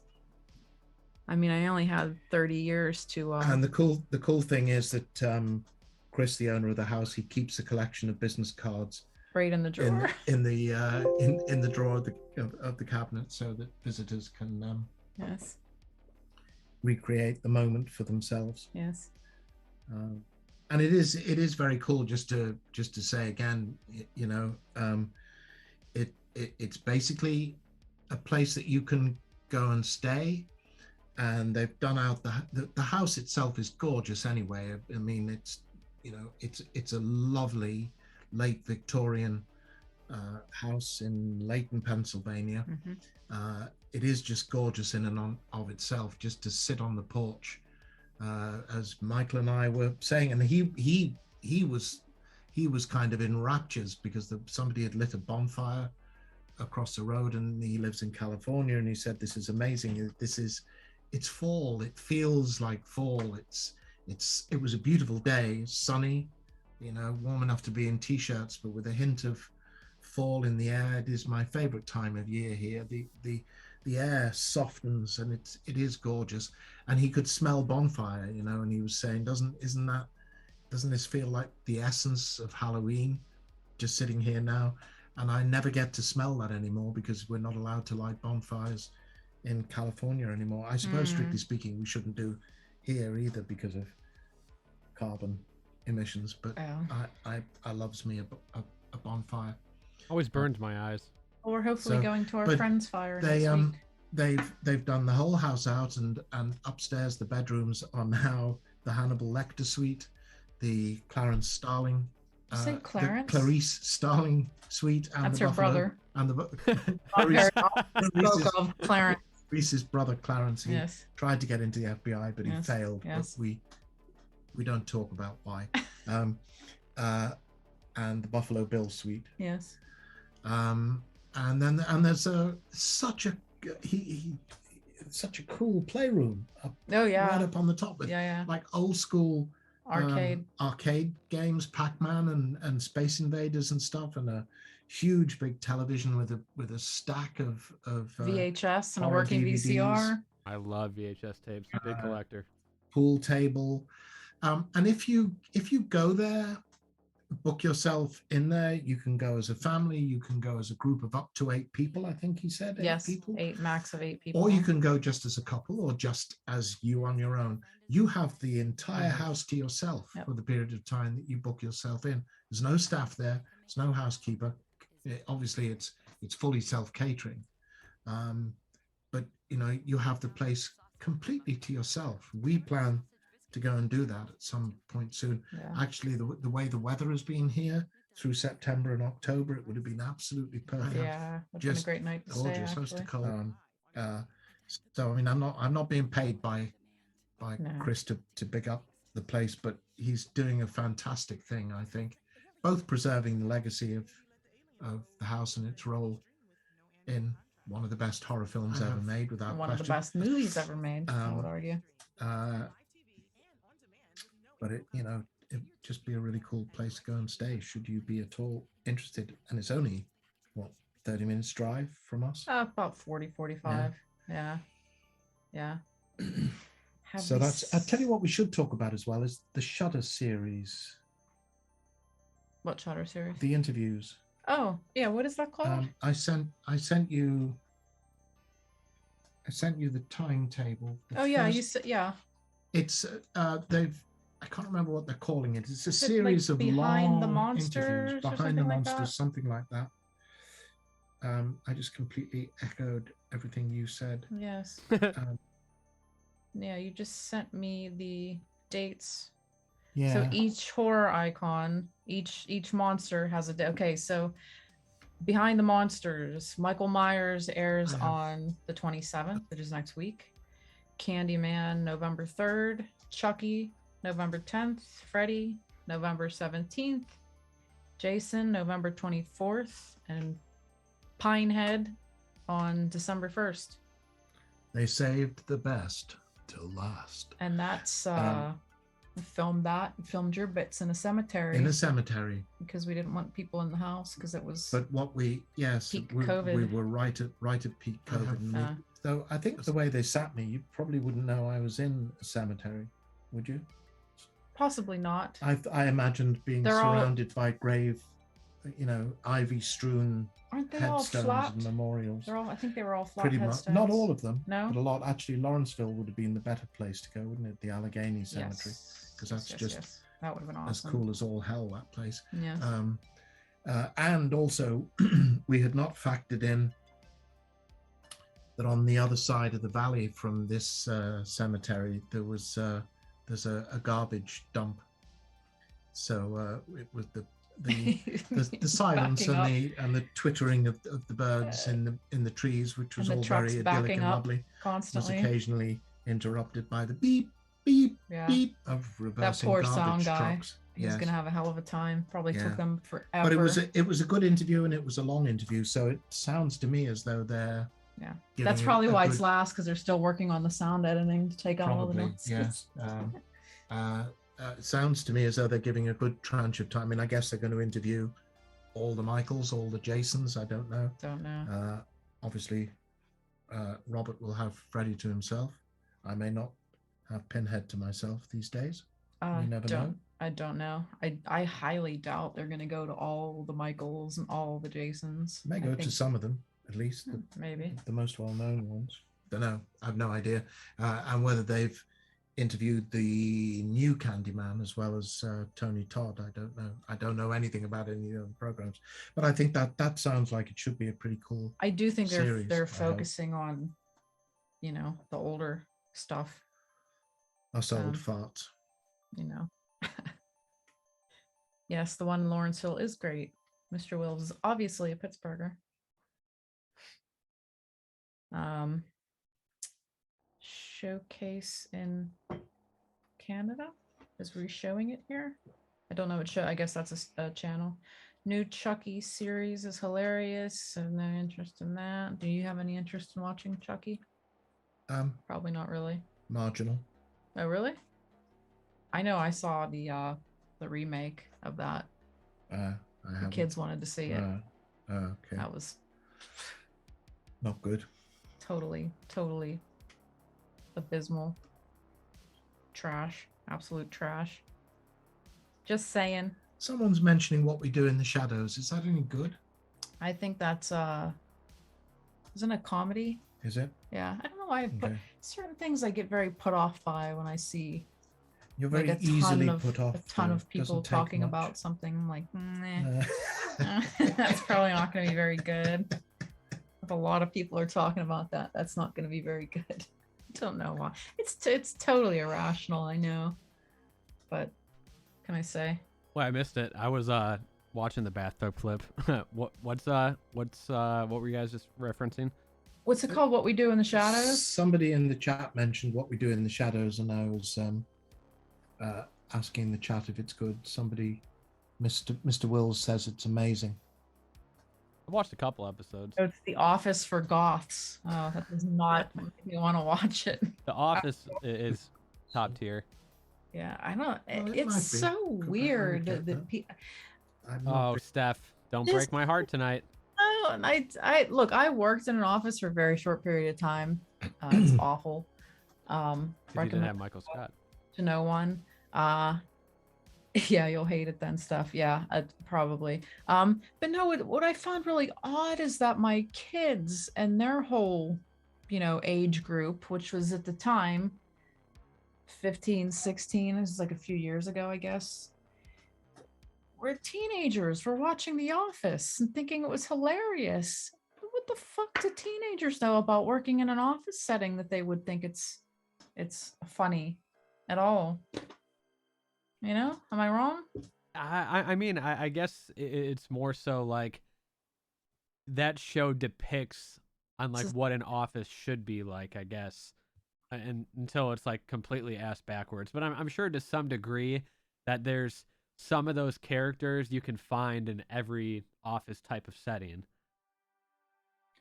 Yeah, I don't know. I just any office I used to work in was always filled with miserable old women. So don't know.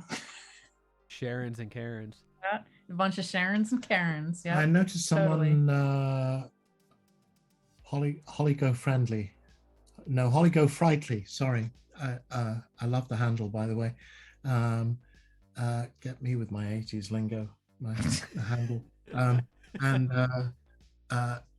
Only Murders in the Building on Hulu is fun. I do want to watch that. Yeah, that's Steve Martin, right? And what's his name? They're true crime enthusiasts who take to trying to solve true crimes. That sounds fun. I'm a big fan of Steve Martin. Yeah. Pink Panther. So I've got that on my list. Yeah. The Pink Panther is Peter Sellers. So. Well, yeah, I mean that's the one I remember. Cheaper Yeah. by the dozen. No idea. Yeah, someone said the original Office from the UK and the American one. I They're don't so like different. either of those guys. What's the British guy who I can't stand? Ricky Gervais. Ricky Gervais. So He- unfunny. So unfunny. Sometimes he's hilarious. Sometimes he's hilarious. If you say so. And the other guy, what's the other guy's name? Is that Steve Carell? Steve Is that- Carell. is that Not a Yeah. fan. Never laughed once at that guy. I don't get it. Don't get it. I mean, you have to watch the opening, one of the Speaking- opening scenes then. Listen, my kids have showed me shit from The Office. I've watched very little of the US Office. I tried with the UK Office. I didn't laugh very much. Oh, Steph, check your messages. We just received confirmation. Right on. Maybe we can announce Oh, that at the okay. end of the stream. Oh yeah, for sure. We got to make everybody wait. Ha. Of fun. That'll be next fun. week? Yeah. Perfect. That'll be Fantastic. Well, should we do that now? fun. In a few. Okay. Oh, what was I just gonna say? I don't remember. Yeah, I do. That is true. Ricky Gervais, when he sort of ragged on Hollywood celebrities, that was good. I did he is- appreciate. Oh yeah, that was good. A lot of Yeah. fun when he does Did that. appreciate that, He yeah. did a brilliant thing. Comic Relief, which runs in the UK, which is comedians raising money for both for famine relief in Africa and also for disadvantaged children in the UK. And they were, I can't remember which way around it worked now, but it was a very, they took to sending British comedians into the field in Africa to report on, projects that they were funding to bring water to villages and so forth, so that girls don't have to walk 5 miles to a water supply and back again every day just to get water. And this was a very intense conversation. I think it was either between Bono and some African person, done very realistically, but then Ricky Gervais walked past and interrupted, or it was the other way around, and the camera pulled out, and you realize that they're actually sitting in a bit of set in a corner of the studio, and the African person is actually a black African English person who's pretending that they're in a mud hut in Africa, and then the conversation is, are you doing this charity event? And I'm signed up to do that one. Yeah, I can't do that one. I'm flying out to Borneo for a week. It was to report on the plight of elephants or whatever. That was very funny. When he does that kind of stuff, he can be pretty devastating, I think. But I actually used to work with somebody who was in the U2 Rattle and Hum documentary. Okay, that's a good documentary. Yes. Was his name Bono? No, so what's funny is so she worked at Graceland at the time, and U2 shows up and they're filming, this documentary, and Elvis's motorcycle was there, and then Bono was like, "Hey, can I sit on it?" And she's like, "No." And then he was being Bono, doing the charm, and then she's like, "Fine, you can, but no camera." No camera on. If you're gonna sit on it, turn the documentary camera off. Jesus, so he goes and sits on it, gives a little hand cue, and they kept recording. So her the manager of the estate comes over and they're all laughing because they were in on it too, but she's so embarrassed at the time, and then Bono runs up and hugs her, and it was it was a funny little bit, but it was just crazy how that was her experience. Used a set of keys and rode off on Elvis's motorbike. Pretty sure it's on a platform. You might have a hard time getting that down. Oh yeah. I feel like this person knows me and is asking this because they know the answer to it already, but that's not possible, is it? I'm trying to find the question. Right there. Does Steph like Bono? I'm gonna have to go with no. Yes, the answer is in Bono's name. You can rearrange Oh no! No. But you don't mind U2. You like him as a singer, I think. Yeah, I think is it like Octung Baby? Yes. Is it that whole album start to finish Superb is album. fantastic. But Yeah, so are I lots of just think U2 he's albums. a complete prick of a human being. I'm a fan. I know you are. He's a proper It's rock okay. star. Leave him Here's a alone. good question. Exactly. Your favorite comedian? That's a good question. Ooh. Someone that Fight for Death asked that. Fight for Death, MH. Some of these names are hard. They don't really roll off the tongue. I've been Favorite comedian, past or present? Either one. Mine is George Carlin, they said. You like George He's Carlin? brilliant. Yes. He's wonderful. More of a philosopher, I think. So genuine, but he's his fucking hilarious, and his stream of consciousness pieces. Yes. I tried to learn as an exercise purely as an actor, to learn his "I Am a Modern Man" monologue, which is fantastic, and the whole God spiel.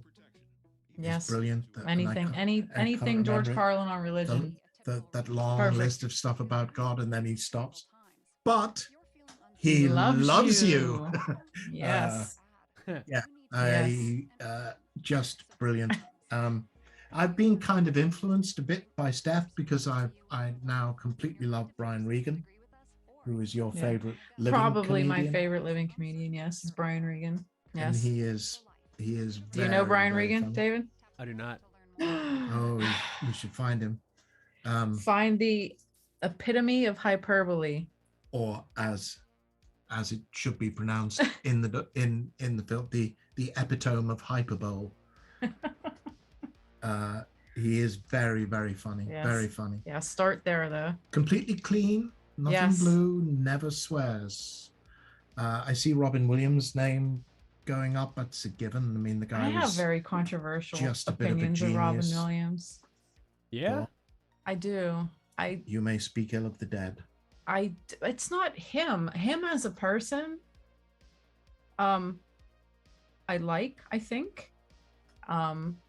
There's a lot of things I've read about him that absolutely endeared me to him. Mm-hmm. Very human.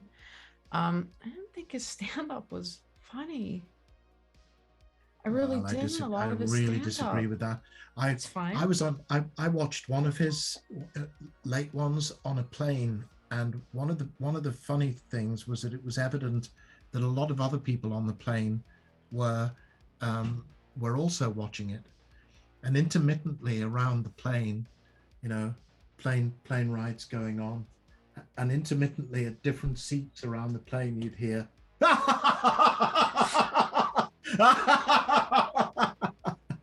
and you realize that they were watching Robin Williams as well. I'd like to. He can. Wonder if there's anybody that agrees with me. I did once say that eventually I would be found dead in a heap on the floor, and the cause of death on my death certificate would be Billy Connolly. He had the ability to, and I always used to go through a process with him when he'd start. And I'm going back a long, long way. I mean, right from the get-go with Billy Connolly. He'd start and I'd kind of think, yeah, I know what you do. I know your technique. You're not getting to me this time. And 5 minutes later, I'd be laughing so hard, I would be, may I say it, David? Literally gasping for breath. And it's when I used to say, one of these days, this guy is going to kill me. Ken Dodd was always a favorite. Going further back, we've mentioned George Carlin. I love Bill Hicks. Bill Hicks, yes. Groucho, of course. Am I allowed Bugs Bunny? Bugs Bunny. It's one of my favorites. He's not really. Am I really alone on the Robin Williams thing? I truthfully didn't even know he did stand up at all. My caveat with Robin Williams was his sincere acting roles. Oh, yeah. I don't mind his yes, his movies are overrated. I agree with that. I loved him in Mork and Mindy, but when he took to playing serious, sincere characters, and I found him very difficult to take when he was in that mode, to be honest. Dead Poet Society? is brilliant. Yeah. That's a whole different thing. I watched that in school. I might have been in like. I wish I'd seen 6th that grade. when I was a teenager. It would have inspired the shit out of me if I'd seen that when I was younger. I think it's a fantastic film. Oh, we just got rated, by the way, in the stream. So 70 people just joined from the Friend Zone stream. Oh, cool. I think hello everybody. The problem I have with him is and someone used the word manic. Absolutely, too fucking chaotic. So much chaos. I just can't. Head. Yeah, I know, but I expressed in that way. Yeah, I can't deal with it. I don't find it funny. I find it very annoying. What about Mork and Mindy? I love Mork and Mindy. Yeah. Well, that was just I mean, cocaine fueled. Yeah, Robin but Williams. his stand up, I just never ever found funny. Yes, Norm Macdonald is fucking hilarious. Yes, yes, I could hear him. I could listen to him talk about OJ all day, every day. Yeah, I just and yes, Robin Williams played a good serial killer in 1 Hour Photo. Yes. Oh yeah, I just saw something about that the other day, and I was like, how? Yeah, well, because because he's kind of creepy. He's kind of a gem. Birdcage is one of my absolute favorite movies. He is so brilliant, absolutely brilliant in The Birdcage, and yes. I love Mrs. Doubtfire. Mrs. Doubtfire. How could you not? And I love anyone setting fire to their tits. I love Robots. Remember the movie Robots? It was an animated movie. He was voiced one of the robots. Right. In there, but I think he's obviously great because he is like an animated character. It was like an animated character. He was perfect in those roles. Brilliant as the genie. Well, they kind of wrote it for him. Well, he just went into the studio and ad-libbed, and they created the film around him. And I know one of the stranger gigs that I did, Hellraiser related, is going way back. For some kind of DVD release of something or other, I got flown out to LA, put up in a hotel in downtown. I think it was like a convention for video store owners or video purchasers. So it was me, and they'd hired a tall actor to be Michael Myers. So me in Pinhead makeup and costume, and a tall actor pretending to be Michael Myers stood around and got photographed a lot, and I got introduced to people who owned video stores. You know, I mean, it's all good. These are the people who are going to, order the videos that people are going to buy, that are going to make profits for the movie. So, all in a good cause. This was the point at which Pinhead was working for the mouse, because Disney had bought Miramax, and Dimension Films was which was a subdivision of Miramax, was then owned by Disney. So actually the Hellraiser movies, this would have been right after Bloodline, I think, which I think was released in 96, so it's somewhere around 96, 97. And so Aladdin was happening at the same time, and they had, I think it was in Hancock Park or somewhere like that, they basically created a desert, and they brought, and Robin Williams, I didn't get to see it, but it happened the night before we were doing the stuff in the convention, and it was all people were talking about. So all the attendees at the convention had been able to go and see Robin Williams, and apparently he just absolutely slayed, and he was hilarious, and he did like 2 hours straight, unscripted, drop of a hat stuff. I don't know. I have to say, I feel like a lot of people's laughter towards comedians like that is nervous laughter, and because they feel like they should be laughing. Do you know what I mean? Ooh, I do. That's a take. I know. Woo. Just saying. It is. Just saying. Have you? I know this is a little more modern. Have you seen the Zach Galifianakis, like Between Two Ferns? You watch that? Some of those? No, I watched those episodes. I think I may have done. Right. I haven't seen any. What was the movie with the crematorium ashes that Zach Galifianakis was in? Crematorium. Don't know. Got me. Yeah, no either. I thought he was very funny. No love for Jim Carrey. No. Jim Carrey was good when Good he was in the on. Mask. No. And good on SNL. You're good. SNL. Dumb and Dumber. No. Ooh. No. What? I can't get Oh, behind. come on. No. Dumb and Dumbers. No. In Living Color. If you were in Living Color. Yeah. Living Color. Jim Carrey was brilliant in that. Well, and I like him. He wasn't on the SNL cast? No.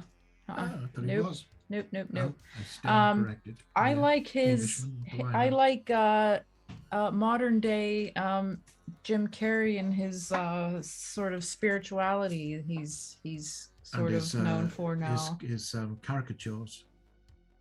Right. Is he still doing those? He was doing a load of them during his paintings. The Trump presidency. Yeah. Is he still? Yes. Is he no still doing idea. those? I don't follow Jim Carrey. No.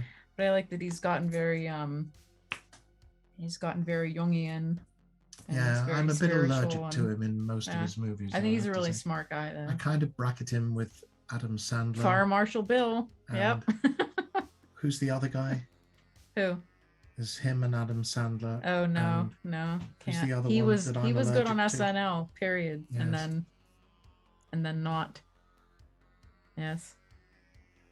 And someone mentioned Bill Burr. Yes, Bill Burr is very funny. Bill Burr is very funny. And Mitch Hedberg. You know Mitch Hedberg? I do not. Yeah, he is no longer with us. Very funny, very dry. Right. Yeah, I mean, I liked George Burns, and I liked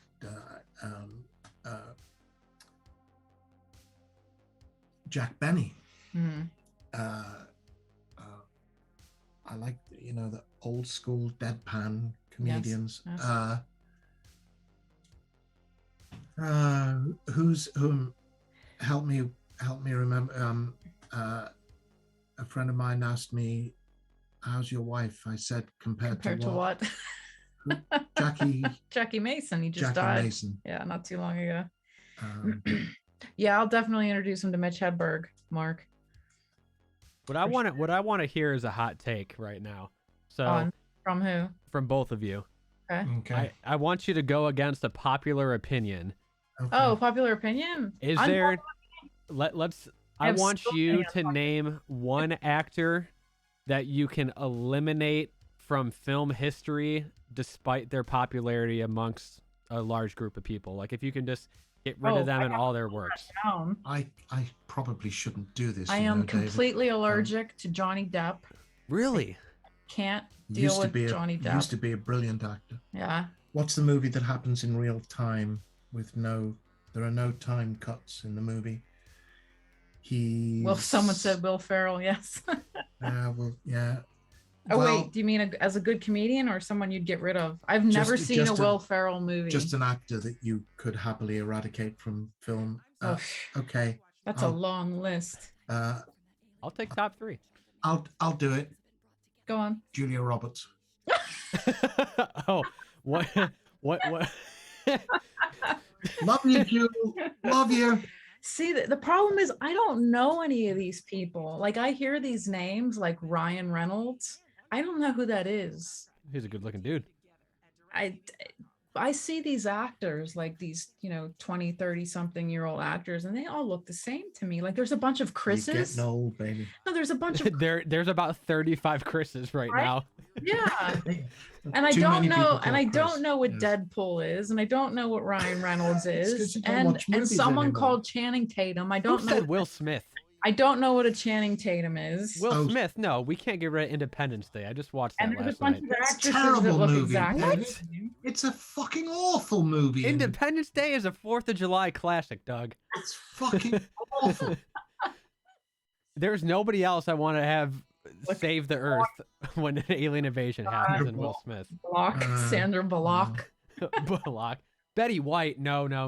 Oh, what? Ban that person. Betty White's about to turn 100 in 3 months. She needs to be protected at all costs. Oh, God. I love her. God, that's right, awful. Show me your drinking cup again. Yes. This Golden was Girls. Drinking if there is anyone I could meet, Betty White is probably in my top 5 of people I'd want to meet. Even more so than Meatloaf? I met Milo. I know, that was great. That was Ah. that day was still phenomenal. The only person who could top it for her now is probably Hopkins. There's two people. There's two people on my She's list. met Tony Bennett many times. Oh, Nick of Time, was that movie? Yes, Okay. he's superb in that. That was Back good. in the day, he was a good actor. He was in what, the first A Nightmare on Elm Street or the second one? First one. Okay. He has that great death where he's trying to stay awake and he's got the headphones on and the record player, and then that fountain of blood comes up out of the bed and swallows him. It's brilliant, and then you realize it's a completely practical effect, and it's an upside down set. It's a brilliant moment. Yes, Tony Bennett did set a record recently as the oldest person to have a charting. Yes, with the new album with Lady Gaga. Ooh, look at you. See, Steph was 16 first time she met Tony. Yes. Met him several times since. The amount of hate in here with the Independence Day is just, Yeah, I don't like it. It's an awful film. That is a sucky movie. Anthony Hopkins and Jarvis Cocker and Betty White. Three people on my people that I would fall apart if I met. Totally. Does Hopkins, does he do cons? No. Dude has no need to. No. He has no need to. He's Yeah, I figure he might pop in every now and then. multi. No, but can you millionaire. imagine the fucking circus that would ensue at a convention? Malcolm should talk him into doing one just for the hell of it. Say, give the money to charity. That's the thing. That's how you get people who actually have money and don't need to do conventions. If you tell them, we'll give all your money to charity. Snowdonia. No, because he has that Reagan. feed the hungry something or other. Feed the hungry children something or other. Feed the hungry movie stars. I can't remember the name of his charity. Movie stars are only hungry because they starve themselves. That's actresses. Not actors. Yeah, right. Anthony Hopkins to Steel City. Yeah, think so. No, Jesus. It's never gonna happen. I don't. No, the only thing I could ever see him doing is like New York, or what's the big one in? He might San Diego. San Diego, because that gets put on their press. If the money was being raised for charity, he might do one of those Yeah. Hollywood show private signing things. Right. Yeah. Nah. But he doesn't need to. That's the thing. But I can't see him doing an actual convention. Yeah. Be very surprised. I'll let you in on a little secret, everybody. People do conventions because they need to do conventions. And if you don't need to do conventions, you know. Well, that's not entirely true. It is true. I mean, it's not the only reason. If you're very, very, very well off, you're not going to do conventions because you don't need to. Look at me, I'm as rich as Croesus. I compare you to Jesus. Oh, I'm way beyond him, and my fans are agreeable. Who has a new cameo? A New Nightmare? What? He has a cameo in New Nightmare. Who does? On TV. I don't know. I think they're referring to Anthony Hopkins because that was right during that discussion piece. What's a New Nightmare? What is that? I thought that was like Freddy 4 or 5. Extra. No, the New Nightmare was like Freddy 8, as it were. It was the later movie in which Robert played Freddy and himself. Oh, yeah. Okay. That was like, what, 98 maybe? Played herself. I really like that movie. It's quite late. It was a really interesting idea. I didn't think 94. Wow. Quite worked, but it was a clever idea. Yeah, IMDb is not a fan of it. Which movie? New Nightmare. But who had a cameo in that? No, Johnny Depp, are we talking about? Oh, maybe that's who he meant. That he had a cameo in the New Nightmare. I don't remember that. Movie within a movie. Yeah, Dolly Parton. Dolly Parton would be cool to meet. She is like a fucking saint. That Dolly? woman. Yeah. Oh, God. Yeah. Yes, absolutely. Doug, is there any big celebrity that is a fan of yours that completely surprised you? We would know of. That would surprise me? Yeah. The Pope. big celebrities. Well, Pope is there's a huge probably, Hellraiser fan. probably There probably more is, than and you I'd don't be know. aware of. You'd like to know, though. Wouldn't you like to know that? There probably are an awful lot of, but there's obviously an awful lot of people in the music industry. Yeah. I think, almost everybody in rock and roll, I think, is discovering. When we went to see Ghost for the first time in 2014, 15, 14, and going to meet the band backstage, and Tobias telling me that I Am the Way was written with the scene from Hellraiser 3 in mind.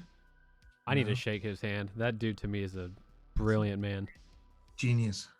No hesitation in using the word. Absolutely. And there were obvious things, but I remember the day the Sunday Times had a long interview with Alice Cooper, and the inset photograph of Alice from the interview, he was wearing a Pinhead shirt. And that was like, oh, fuck, look at that, look at that. Alice Cooper's wearing it, cut out and keep. I would like to know, though. It's curiosity. Yes, well, there's probably an awful lot of people. Probably I would imagine. Yes. Well, John Landis stood in line to get your. Well, that was funny. That was here in Pittsburgh as well. I think it wasn't a very well attended convention. Interestingly attended, but not very well attended. And I think I was kind of, as you do from time to time, tidying up the photographs on your table, or whatever. I was rummaging around in my bag or doing something, and I didn't register that someone had come to my table, and a voice said, "I'm a big fan of your work." And sometimes, especially if it's a Sunday afternoon, that can mean, oh God, here's the Sunday afternoon fan. I love you all, you know that, but there are people who I sometimes think are paid to come to your table on a Sunday afternoon. 5 minutes to closing. They ask you a question, and you answer the question, and they ask you another question, and you answer the question, and they ask you another question. You answer the question, they ask you another question, and you answer that question, and you're beginning to think, well, could you just, or they want to get into very long philosophical discussions about what Pinhead meant when he said this in this scene in the 5th movie that I can't remember, Just tell me you have to go to church. So part of me was thinking, oh God, is this person? It was just a voice that said, I'm a big fan of your work. And luckily I didn't say anything that I might live to regret. I just looked up, and it was John Landis. Said, thank you very much, Mr. Landis. Thank you. And likewise. I just thought of one. When we were at a convention in Canada, and someone came over to your table and said, Guillermo del Toro would like to meet you. Yes, that was a moment. Guillermo wanted to tell me that he and his daughter listened to the Spine Chillers tapes, CDs, in the car when he's doing the school run. When Doug's audiobooks. When Guillermo's taking his little girl to school, and she's probably not a little girl anymore. Yes. Yes. That was a moment, and so getting to meet him was pretty cool. Yes. Yeah, Antlers looks interesting. Isn't that the one we saw? Yes. The trailer looks cool. No, I'm not. Who asked me that? What question was it? About me not watching a lot of movies. Oh, Steph loves movies, but but I've come to know Steph quite well over the last few months. There's a very selective. Yeah, listen. That line is drawn. I was 8 years old, which would have been. How old would I have been, or what year would that have been? What? When I was like 8, 9. 85, 86. Is that right? Yeah. Okay. So my parents, bless them, put a television in my room, complete with cable and HBO and a VCR. Obviously, they were trying to have very little to do with me.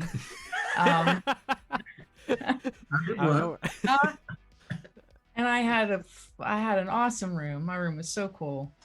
And I spent a lot of time in it, and I watched everything. I watched so much television. I watched everything on HBO. I watched all the cable channels. I watched a ton of movies, ton of horror, comedy, everything. Things I should never have watched. But not at that age, certainly. What do you mean? Well, you had unrestricted access to everything. Yes. That was The Oxygen channel past 11 p.m. I seen some shit. And my friends had Cinemax. Stefan arrives again. The things these eyes have seen. Which we called Skinemax. Yep, Skinemax. So yeah. That's like a Jay and Silent Bob reference, I think. Oh, is it really? Yeah. So yeah, watched a lot of stuff.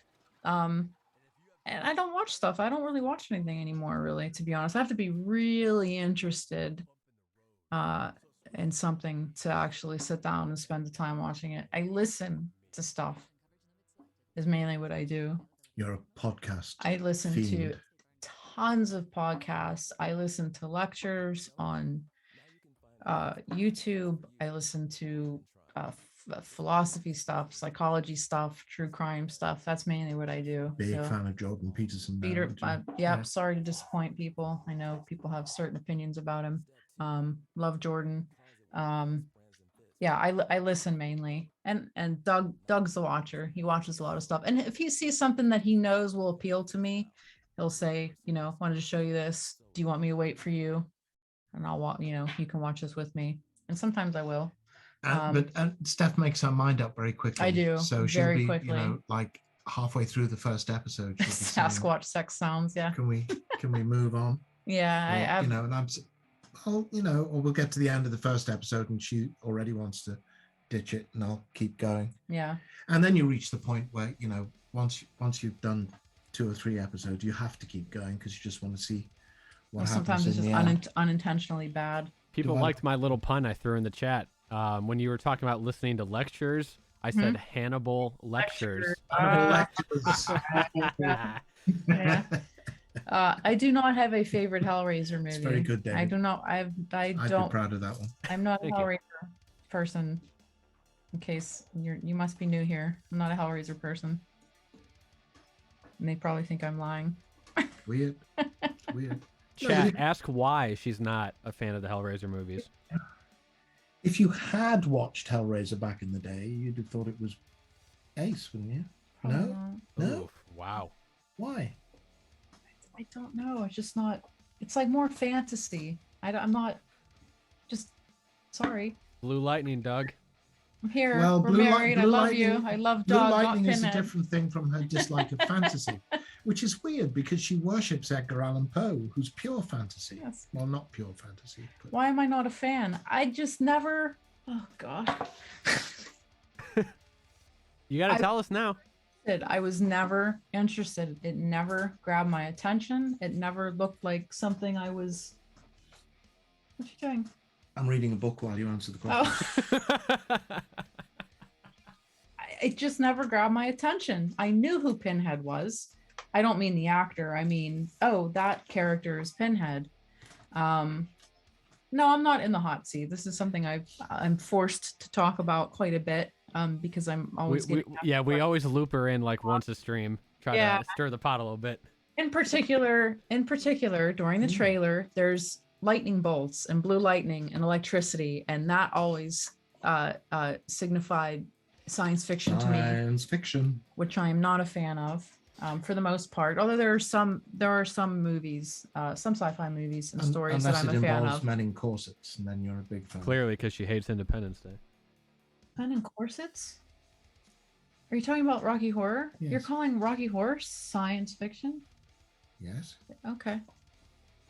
I just call it a musical. Okay. So isn't it basically a science fiction story though? No? I don't know. So I just never. There were other things I was more interested in. My headphones are falling off.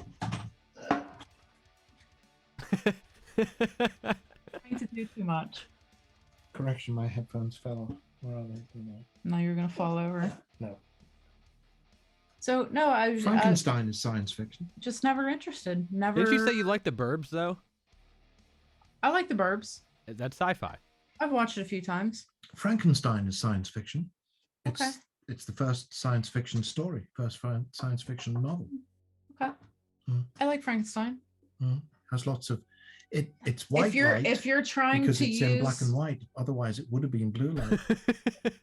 Trying to use this as a reason why as to why I should watch Hellraiser. We're past that ship has sailed now. I can't ever watch these movies in an objective I'm just way saying, surely again.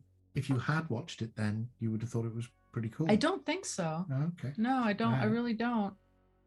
It's too I can only speak to what I've seen. You'd have thought the guy with the British accent was pretty hot. I can only speak to what I've seen and the pieces I have seen. Really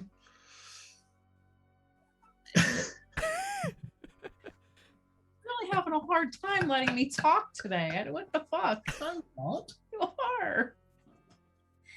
I've seen probably the entire movie, but in different pieces.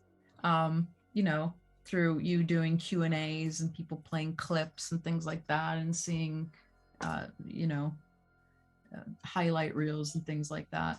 I'm not necessarily put off by it, but I'm not drawn to it. You saw Bloodline back in the day. I watched. Yes, this is. And you always said you quite liked that. I'll tell you what I liked about it. It was not too long after we started seeing each other. I was folding laundry one day, and I said, I'm going to put this Hellraiser on. Oh, I didn't realize it was that late. I thought yes. No, I watched it. I was like, okay, well, maybe I need to sit down and watch one of these. And that's the one I watched. And it was Pinhead in space, basically. So I, but the first part was cool because it was like, it was like a period piece almost in the beginning. And I thought that was cool. But 18th century. Yeah. But it was definitely the wrong one for me because it was Pinhead space and science fiction. And so, but that's the only one I know that I've actually sat down and watched from beginning to end. Okay. And I love you, but you know. But your movies suck. And that's not what I said. I know. I'm joking. I am not with you because you played Pinhead in Hellraiser movies. Well, and I don't think you would be with me if I was. If I was a fan. If I had been a fan, come to you as a fan, I don't think so.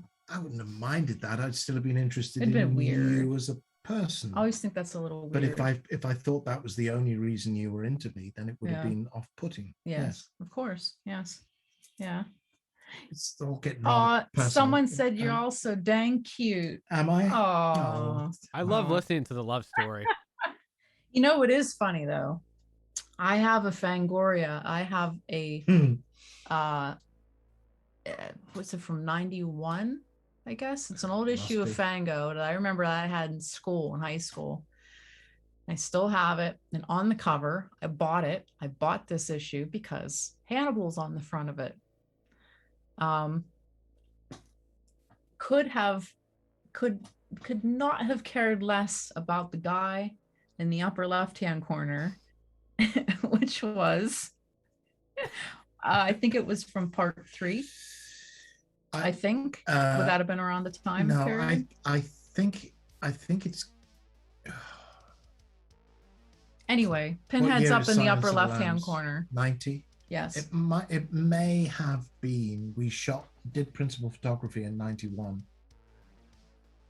Then I think the movie came out 92 or 93. All right. So maybe my Fango. There's my future husband up in the upper left-hand corner of a magazine that I bought for who I thought was going to be my future husband. No, not really. Yeah, and actually also on that cover, I am her bargain. I am her best value Anthony Hopkins, basically. That's so wrong. Don't insult yourself like that. Oh Lord. But also on that cover is Clive. Yes. Malcolm. Yes. Who would consider a friend. Yes.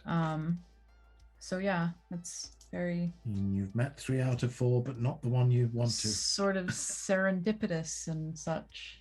I think. Kind of weird. I would guess it Kind would of be, weird. yes. Kind of weird. Serendipitous. Just makes me think of that line from Boondock Saints. I don't know if you ever seen it. Nope. I have. William Dafoe. Quite Oh, well. I like him. I like Willem Dafoe. Yes. What was the line?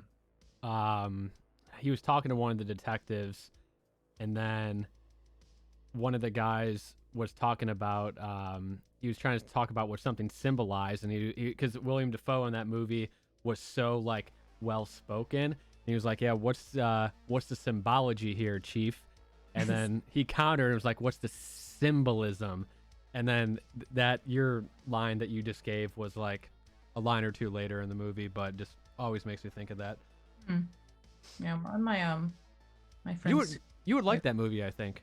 My friend tells me that. Yeah, my very very very old friend. I mean, she's personally not old.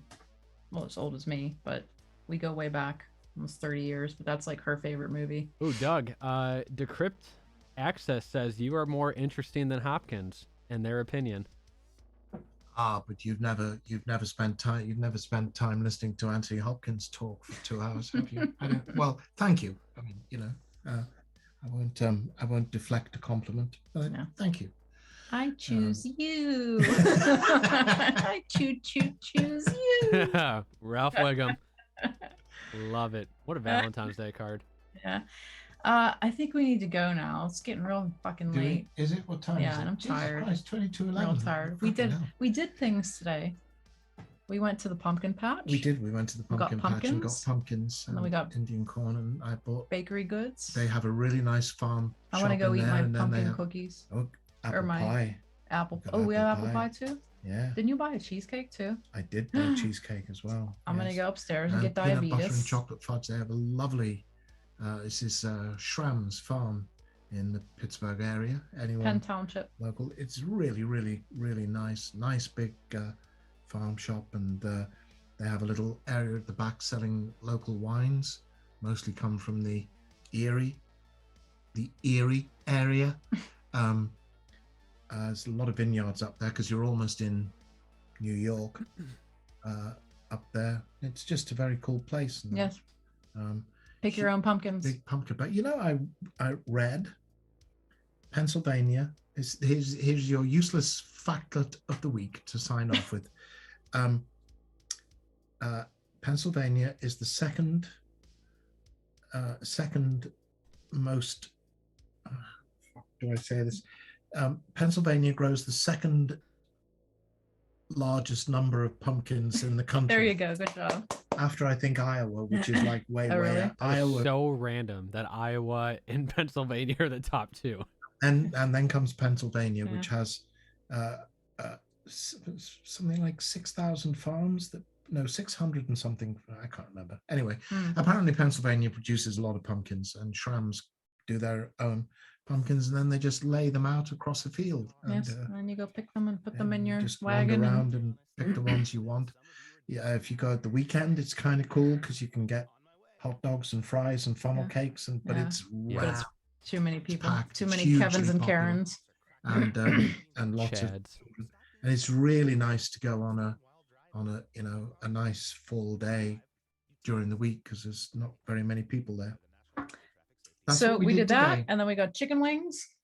Yum. And okay, hey guys, next week we have Yes, excited. right Right before Halloween. right before Halloween, we have Steve Gonzalez from Ghost Nation coming on. So that'll be fun. We'll tell ghost stories. Everyone could share ghost stories. Could do that, right? I think that would be cool. Yes. Yeah. So people. Yeah, like this. I'm so Got- looking forward to this stream. Yeah, their he's a cool own- guy. I went on my very first ghost hunt with Steve and the Ghost Hunters crew in 2008. The Trans Allegheny Lunatic Asylum. Steve was there, and I wonder if he remembers that. Mm, We'll be asking him. yeah. That's That's very cool. But all right, guys, it's really Lot to late, talk and we about. went on like stupid long here talking about absolutely nothing. So I think if nobody has any more subs to gift, I think Koala is going to take this again. Second week in a row winning top prize. Koala need to do Well, to I message need to someone. not choke for one. Yep, Joke. Koala, just message me on Let us know what Instagrams. you want. I'll sign it on the back, Koala, because that's easier. Obviously, limited space, so Write a little be kind- dedication be and a kind to me. signature. Doug can If you- put his favorite breakfast recipe. Yes. Put Why- your recipe for the fish stew that you made us. There's gonna be a segment soon that's called Cooking with Pinhead. There just has to be. do that. Doug is a great cook. I- He fucking cooks. I don't just mean he puts shit in a pot and like heats it up. He makes recipes. He's out there I chopping don't make shit recipes. I make things from up. recipes. He makes things from recipes. He's chopping up fresh ingredients and measuring How stuff. else do you and cook? I don't. Put it in an air fryer. I mean, I do cooking with very minimal steps because that is all I can process without completely fucking it up. I've managed to keep myself and 2 children alive into adulthood. So I'm Skewers doing with Pinhead. That is amazing. okay in that respect. But he's an amazing cook and makes actual I'm not thing amazing. You I'm, are. No, I'm a halfway decent cook, I would say. Yes, and he I'm not makes things amazing. from scratch, and it's pretty cool. We should do a cooking show with you sometime. It needs That'd to be happen. funny. That would be his so little enjoyable. He wears a little skeleton apron. Okay. Go in the kitchen. We could do that. Yeah. It's crazy. All right, You can everybody. make boba tea. Yeah, boba tea. All right, go to sleep. Go to Taco Bell. Yes, Go to all Sheets, right. whatever. Everybody, thank you for coming along on the Thank ride you for with all the us this subs. evening. And thank you for This listening. this is a lot of fun. Thank you, David, as always, for your help. It is a lot of fun. We Happy do to have be here. in this, and you all seem to be having a good time as well. I hope we got to answer questions. Apologies Yeah, if I we didn't try. get to. It's We tough. can't get to all of them. So it's I'm very sorry, hard to keep guys, track if of I'm everything. sucking at this. Thank you. The usual stuff everybody says. If you've enjoyed it, tell everybody that it's fun, just and spread the word. Let's the more people we get in on the chat, the wider the conversation and the cooler it'll be. Yeah. We are having a lot of fun, and the show is doing well and it's growing. But let's keep it that way. And we will see you next week with Steve Gonzalez. Is it Gonzalez or I say it Gonzalez? Gonzalez, I think, but I could be Gonzalez. wrong. He'll tell us. Alright, He'll correct alright. us next week. Him. So For a bit of ghosty hunting and things that go bump in the night, and contribute your own stories. Why not? yeah, That would be cool let's as well. just talk about ghosts all night. Places Yeah. you've been to, haunted places you've been to, and You got to get a your little experiences pumpkin. there. That Put a will all little be pumpkin cool. here. We will. We'll do Okay. that. Yeah. All right. Thank Get you the very fuck much. outta here. Peace and pain. Good night.